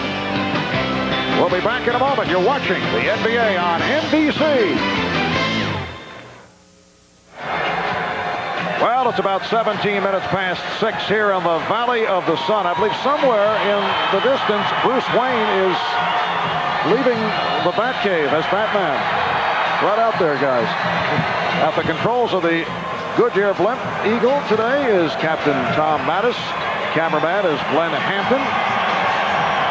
A look from above here in Phoenix, Arizona. A moment ago, we saw Shaquille O'Neal leading the break, ripping down the rebound, putting it on the floor, going the length of the court, and also drawing the foul. And Shaquille is with Hannah. Well, Shaquille, as we just saw in the highlight there, looks like you and the Eastern Conference guys coming out with some more intensity in the second half. Yeah, we were down 14, 15 points. We're just going to come out and try to get some stops and try to get some rebounds and just try to win this game. You know, Shaq, last year the All-Star game was a frustrating experience for you as you were triple teamed virtually the entire game. How do you compare this? Is it what you expected this time around? I'm just glad that the West team has let me play this year. And, last year, I don't know why it happened last year, but it's just a learning experience for me, and I'm just happy to be out here and, happy to be playing. Do you sense any difference in the approach that other players have? I know you felt that was a concerted effort by the West to shut you down last year. I don't know. I just, like I said, I'm just glad to be here with guys like Joe Dumars and Penny Hardaway. I'm just trying to, come out and just have a great weekend. All right, Shaq, have fun. All right, thanks. Okay, Marv. All right, Hannah, and Shaquille O'Neal with 16 points, as you saw, 6 of 11 from the field, and rarely has been double and triple team. It's only here in the third quarter, and we may see more of it, though, in the fourth as this game gets tighter. 92-81, the West with the lead as we come up on 2 minutes to go in the third quarter. Richmond and Stockton now in the backcourt with Robinson, Schrempf, and Mutombo up front for the West. This is Schrempf, stop, no, got it to Mutombo, and they just did beat the 24. Well, 3 or 4 extra passes. I don't know how he got off in time. As Mutombo's offensive game inside has kind of dwindled the last couple of years. He's going to have to be more of an offensive force for Denver in the second half of the year. You can't shoot it if you don't get it, and that's one of the problems with Kimberly. They tried to diversify things in Denver, and he really wasn't getting a number of looks at it, and you're not going to be a potent offensive player if you don't see the ball on the regular dive. Mutombo in a little bit of trouble here. Got it over to Schrempf, who was forced to change his shot, and Mutombo just as the 24-second clock was winding down. Off the leg block, new 24 for the Western squad. John Stockton setting it up against Joe Dumars. Mutombo guarded by his good friend, Ewing. Robinson putting the move on Baker and was stopped. Robinson thought he was clobbered. He said, now, you know, that was a regular season game. I'd be at the free throw line, but I'll take the 3 from Stockton. Yes, John Stockton with the second field goal, calling it a 2-point shot put on the line, and the West now leads 96-81. 1 minute left in the third. This is Baker, the second-year man for the Milwaukee Bucks, who had it knocked away. Richmond for Schrempf, loops it to Robinson, and David Robinson with his third field goal. David Robinson, among several players on the West squad, coming in with a minor injury bothered by a mild sprain of the right ankle. There was a question mark during the week as to how much he would play. Patrick Ewing pops it out. Joe Dumars can't force it, and rebounded by Larry Johnson. Stolen by Robinson. Richmond pulls up for 3. Yes. Oh, Mitch Richmond. 8 of 10 from the field. He has 18 points, and he is the high man. Mitch Richmond of the Sacramento Kings, giving the West a 20-point lead once again. Final seconds, third quarter. Strong pass by Ewing, and the West will get it back. Well, Mitch Richmond quietly but effectively does his job night in and night out. He gives you that solid 22, 23 points the ball game. As a good defensive player, an outstanding three-point shooter. He started for the Western Conference in the All-Star game last year. That was really his first chance to play, and this is really his second appearance. Three-pointer by Schrempf, and the West leads 104-81 as this third quarter comes to a close. Mitch Richmond with 10 of his 18 points in the third quarter. With plays like this, John Stockton on the fast break, looks one way, finds Richmond with the feet set, knew where he was on the floor, and he has been feeling it all night long as the Western Conference bench realizes they are pulling away in this one. So that's the end of the third quarter. We'll be back after a word from your local station.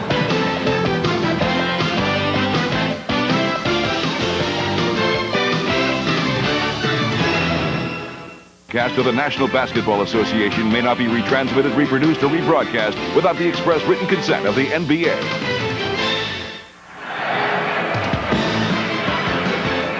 Welcome back to America West Arena, Phoenix, Arizona. And at the end of three quarters, the West with a 104-81 lead. 12 straight points by the West to end the third, and Mitch Richmond had the hot hand. He's 8 of 10 overall. He has hit his last 8 shots, missed his first 2. And you see the list of best all-star shooting, and Mitch Richmond may be knocking on the door. He is alongside Ahmad Rashad. Ahmad? All right, thanks, Bob. Now, Mitch, playing in Sacramento, all the players in the league know how great of a player you are. But this is your opportunity with this national audience to show all your stuff, and you've been doing just that. Well, I've been just having a great week, and, you know, my shot felt great early. And I think Gary Payton and John Stockton been setting me up for some good shots. I've been wide open. I've just been knocking them down. How about those Sacramento Kings, though? Nobody expected them to do anything. You've turned it all around up there. Hey, well, we're playing great right now, and I think we got to get ready for the second half of the season because that's going to be the tough part. But we got 2 great rookies. We got our whole team is playing well together. Walt Williams is in better shape. OP is playing well. Spud is having an exceptional year. So everyone is coming together, and we're working hard and trying to win basketball. And finally, starting to talk about playoffs. Hey, that's what we got to look forward to. You know, that is something that we want to play in the playoffs and be able to, you know, let everyone see us on national TV, and we're going to try to do that. All right, Mitch. Back to you, Marv. All right, Ahmad, and Mitch Richmond certainly among the leading contenders for the MVP award here this evening. See the fast break a moment ago as Sprewell is able to finish it off for a 106-81 West lead, and now Anthony Hardaway at the free throw line. Well, that's been the story of this entire game, transition offense, and the West has just been much better and really more forceful with it the entire afternoon. The East had that one moment in the third quarter, and Marv, who do you got for an MVP vote? Little girl. I'd like to... opening minute, fourth quarter. Let's wait a while. You're expecting a big heroic effort here, huh? Never know, guys. Give me about 5 or 6 minutes. Or 10. Better yet, after the game, yes. That will count as a foul. Alonzo Mourning will head to the line. Well, the MVP in the West, it's a pick 'em situation. Everybody's had a pretty good run. It would take a heroic effort like this from a Mourning and Hardaway in order for any of the guys to get some consideration this afternoon. Well, Brian Hill has a quicker team out on the floor right now, trying to maybe beat the Western Conference down the floor for an easy basket, and he's got a three-point shooter in Joe Dumars out there as well, who can light it up very, very quickly. Well, the leading candidates for the West, certainly Richmond. Gary Payton has 12 assists. Karl Malone, 5 of 5 from the field. He has 13 points. And a holding foul is indicated on Joe Dumars. Well, let's see. Isaiah Thomas is saying, I have a couple of players for you, ML. I'm not sure exactly who at this point, but perhaps we can talk. ML Carr, the general manager of the Boston Celtics, and representing the new Toronto Raptors, Isaiah Thomas. 20-point lead by the West. The East had it down to 8 in the third quarter, but a strong close to the quarter by the West. And Schrempf with a beautiful fadeaway. He has 9. Detlef Schrempf extends to a 22-point advantage. Well, a terrific shooting by Mitch Richmond, but you can't say enough about the job Gary Payton and John Stockton have done at the point guard position for the Western Conference. They have kept things under control and gotten the ball to the right people at the right time. So I'll pin it down. I'll take Payton for the MVP. You got 3 choices. Marv wants to wait another 10 minutes. Give me 5. I'll take Payton. You took my guy. Sprewell eluding Dumars. Well, you know, one thing that was apparent both times that Payton was in the game, the West really spurted, and he made a huge contribution, even though his scoring numbers won't reflect it. Larry Johnson. And Detlef Schrempf pops it down. John Stockton has 5 assists to this point. Looking for number 6 right there. Broken up, though, by the combination of Mourning and Pippen. A timeout has been called. 9:48 remaining in the fourth.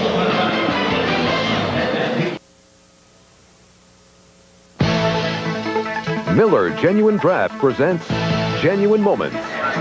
Today's Miller Genuine Draft Genuine Moment takes us back to the 1988 All-Star Game in Chicago. 40-year-old Kareem Abdul-Jabbar, appearing in a 17th All-Star Classic, became the leading scorer in All-Star history.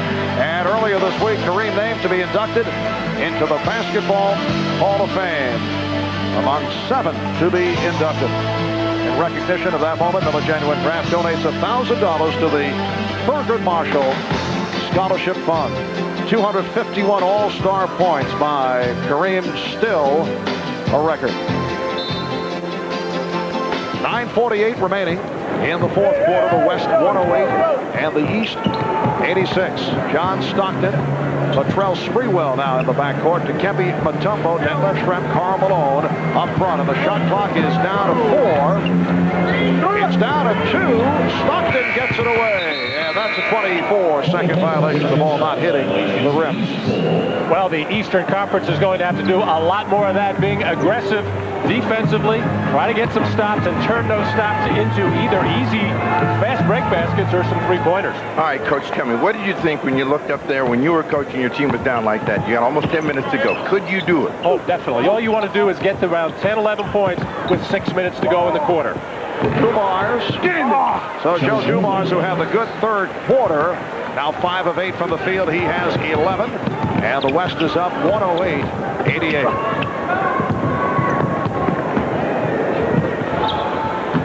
Sprewell.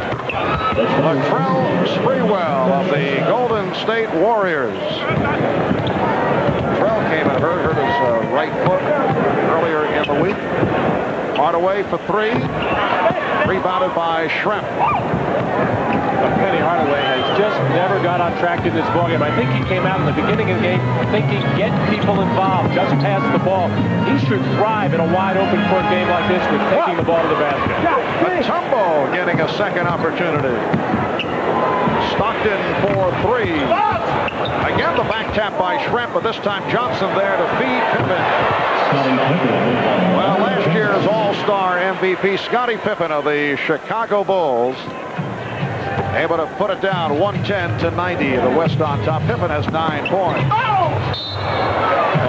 Morning held up Sprewell. He was going a little bit off balance, and they get a quick score the other way. But Scottie Pippen last year came out with the idea of establishing himself. He felt he could win the MVP. He's already got it, so he doesn't feel quite so necessary to really try to take things over. Sprewell, one day he may be an MVP. Well, the East trying a little mid-court pressure there, trying to trap the basketball, but the heads-up play of John Stockton finding the wide-open Sprewell behind the defense. It has not been a very pleasant season for Latrell Sprewell and the Golden State Warriors. They came into Madison Square Garden in New York last week with 9 players. Then Tom Guglielmo got hurt down to 8. As you know, my brother Steve broadcasts the games of the Golden State Warriors. He was the only person involved with the Warriors that I would say was happy about only 8 players on the charter flight going back to the next city, but he said, look at it this way, there's more food for everyone.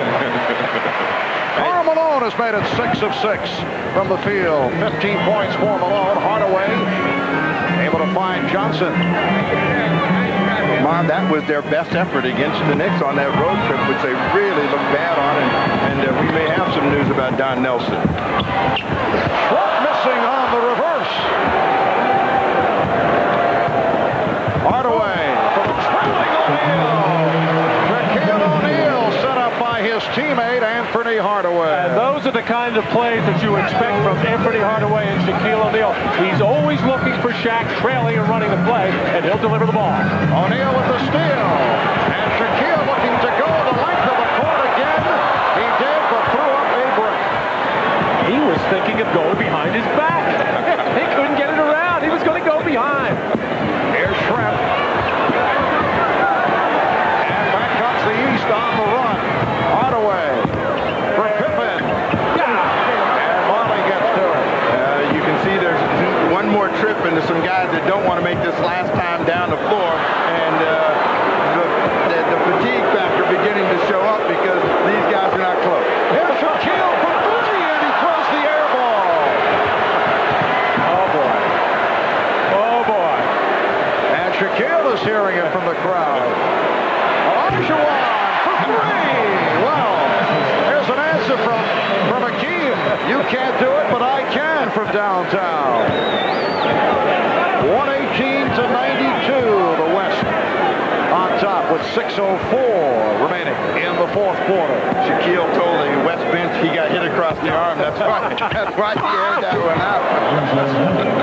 Alonzo Mourning has 8 points. NBA Commissioner David Stern, who I don't know if that's a reaction to the Shaquille 3-point air ball, but he certainly enjoyed the weekend here in Phoenix. Hardaway knows where that bread is buttered, right behind him. Shaquille O'Neal trailing the play and finishing strong. Here, thinking about going behind his back, got it caught on his rib, tried to finish, couldn't get his legs under him, and then, for whatever reason, the big fella behind the 3-point line, he felt it, he let it go, and he drew nothing, maybe the bottom of the net, but it didn't go through the rim. But the big smile on Shaq's face, hey, at least I'm trying, but Shaquille O'Neal can knock some of those threes down. I think Shaq spent too much time this weekend with Queen Latifah.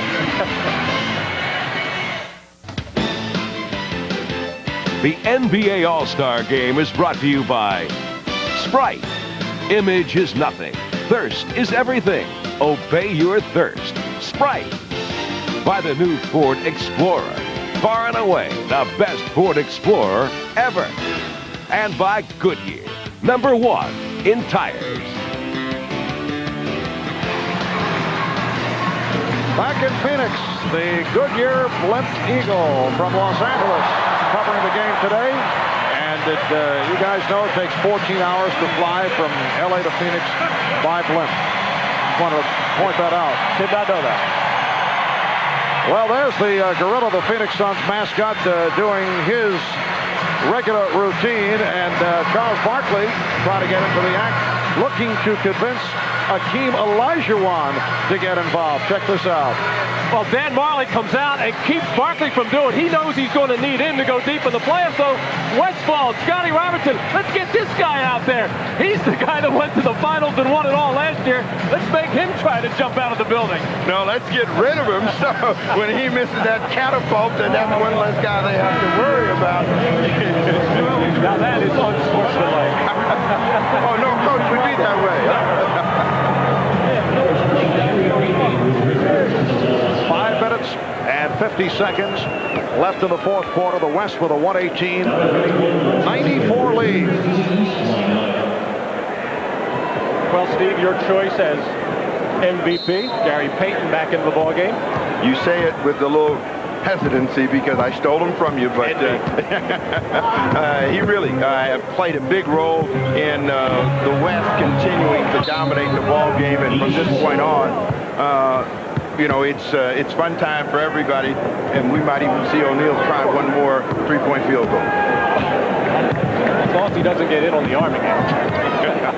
Gary Payton with 12 assists. And Hardaway, off the nice lead, comes up with only his first field goal. 6 points for Hardaway, along with 10 assists. 118-96. The West looking to make it a clear-cut victory. They had led virtually all the way. The East got it down to an 8-point edge in the third quarter. That's a traveling violation. Here's Patrick Ewing of the Knicks checking back. And he replaces Larry Johnson of the Hornets. Ewing, and we've got a pretty big combination up there for the East, but I don't see how that's going to change the way the scoreboard is looking right now. Well, the only way it could happen is if Reggie Miller all of a sudden gets unconscious and starts knocking threes down. Pippen with the save, but handled by Payton. He's going with Ewing and Shaquille O'Neal up front. That was a lead alley-oop intended for Malone. And here's Shaquille going to the hoop. Charles Barkley saw the freight train coming. No way was he going to step in front of it. Well, a look at the MVP candidates. Payton with the 12 assists. Mitch Richmond, 8 for 10, 18 points in 19 minutes. Karl Malone, 6 of 6 from the field. He has 15 points. And a foul is called on the strip. Remember that little line he had with Hannah? The West is letting me play. And he is making it his playground this afternoon, because every time he has been able to put the ball on the floor and find an open lane, he's thundered it down. 20 points, 7 rebounds for Shaquille. You are watching the NBA on NBC.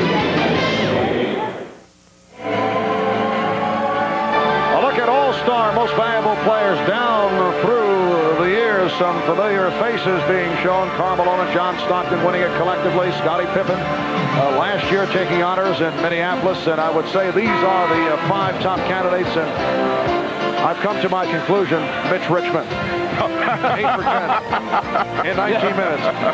Did I say something funny? Thanks, guys. You left me with nobody. All right, let's go to Ahmad for a report over at the West bench. All right, Marv, just during that timeout, Paul Westphal gave the guys who have a chance to be the MVP of this game a chance to go back in and win it for themselves. He has Payton in, Barkley in, and Mitch Richmond has just entered the game. Marv? All right, Ahmad. Olajuwon is also back out there, as is Marley. And the block by O'Neal, 9 on the shot clock. There hasn't been a lot of shot blocking in this game, and we got some premier shot blockers out there. Olajuwon. Well, Akeem hitting from outside. He's now 6 of 13. He has 13 points and 11 rebounds. Might throw Akeem into the mix. Shaquille with 2 block shots. Here's Miller. That was a 3-point attempt. Hardaway with 8 points. 3 minutes and 40 seconds to go in this 45th NBA All-Star game. Payton. Marley from downtown. Yes.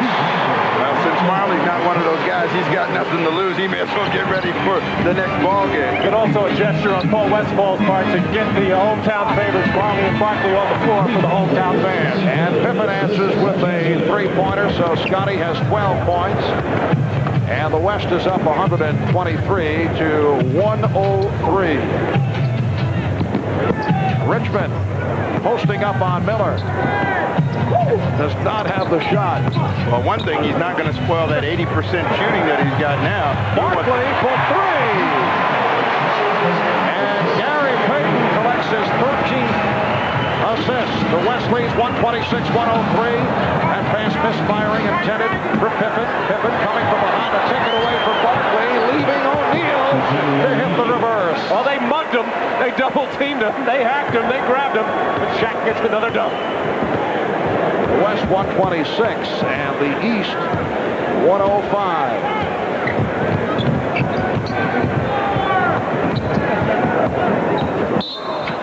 That deflected out. Payton was trying to find Barkley. Well, Barkley's looking at Gary Payton and say, I need shots like this, where I don't have to move, I don't have to do anything. Charles letting Patrick know that he's going to have to come out a lot quicker than that to stop the great three-point shooting of Charles Barkley.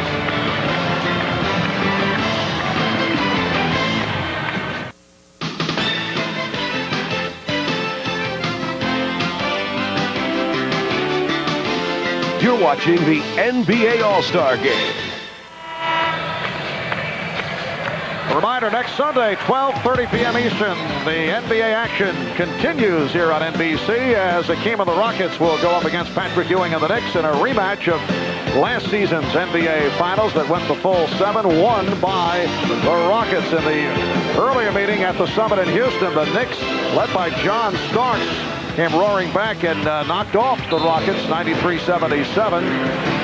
A look at the Eastern Conference standings. A look in the West as this All-Star break will lead to a very good finish in both conferences. Steve, you see the Western Conference quite a bit. The Suns right now, best record in the league. Tragic loss in Danny Manning. Kevin Johnson still not right. The health of Barkley going to be important. Can they do it this year? Well, you know, you saw the Rockets well down in the standings, but if they, the Houston Rockets get a chance to play the Phoenix Suns, they feel that they can take that team out. They match up extremely well, and they feel they can take them down. Now, experience is the story in the East, Matt. Is it going to matter against the Orlando Magic? Well, you know, so many people are saying the fact that the Magic have not yet won a playoff game. The Magic did not have Horace Grant last year. He is a major piece in that puzzle. A minute 40 to go in this fourth quarter. Payton for Marley, gets it back out for Richmond, who fires for three. Yes. 23 points for Richmond, who was connected on 10 of 13 from the field. Hardaway for three. And Mutombo rebounds. The West 131 and the East 107. Marley. Richmond must have heard they were voting just about now, because he came in with 5 more points, and he's the leading scorer in the game.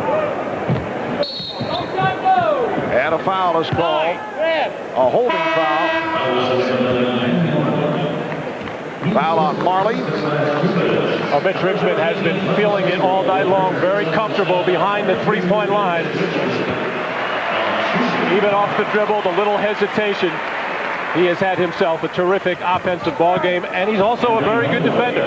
Back to the live action. Hardaway able to hit sweeping down the lane, and the West now leads 133 to a 109.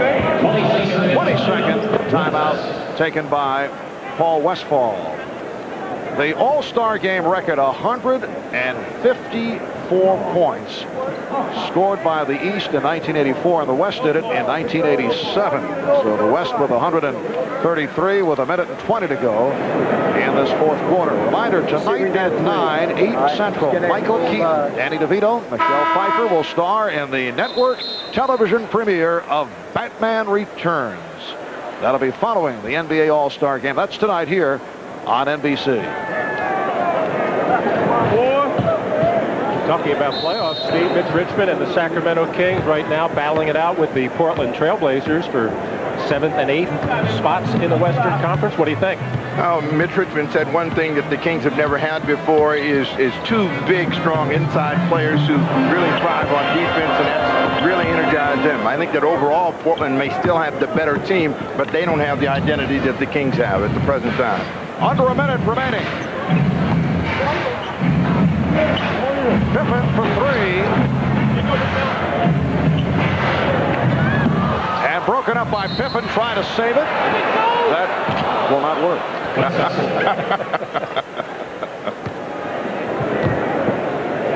46 seconds to go in the fourth quarter. The high point man of the game, Shaquille O'Neal with 22. For the West, Mitch Richmond with 23. Gary Payton, 14 assists. And Mutombo hammers it down. 10 points for Dikembe Mutombo with a half minute left in the fourth quarter. 135-109 for the West. 3-point attempt. Reggie Miller hits the three. He has 9 points. And again it's Mutombo with 19 seconds to go. The West 137, the East 112. Hey, baby, come on, baby, boy. Off the interception, here comes Marley. Down to 10 seconds. Marley from way out. And Payton pops it home. He had no choice. He didn't want to shoot it, but since no one was guarding him, but he has had a terrific game. And here's Pippen. So that concludes matters. The West with a 139-112 victory over the East. We'll be back in a moment with the name of the winner of the Most Valuable Player Award. So stay with us.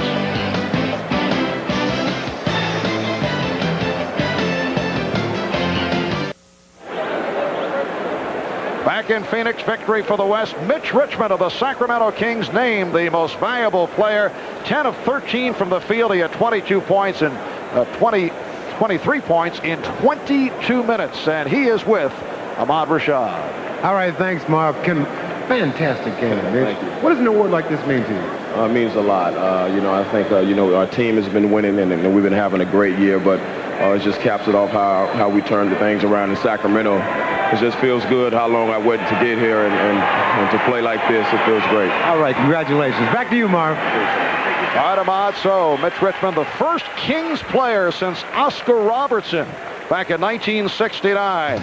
Won an All-Star MVP. Again, the final, the West 139 and the East 112. Coming up next on most of these NBC stations, it's the network television premiere of Batman Returns. Viewers on the West Coast will see Batman Returns at its regularly scheduled time.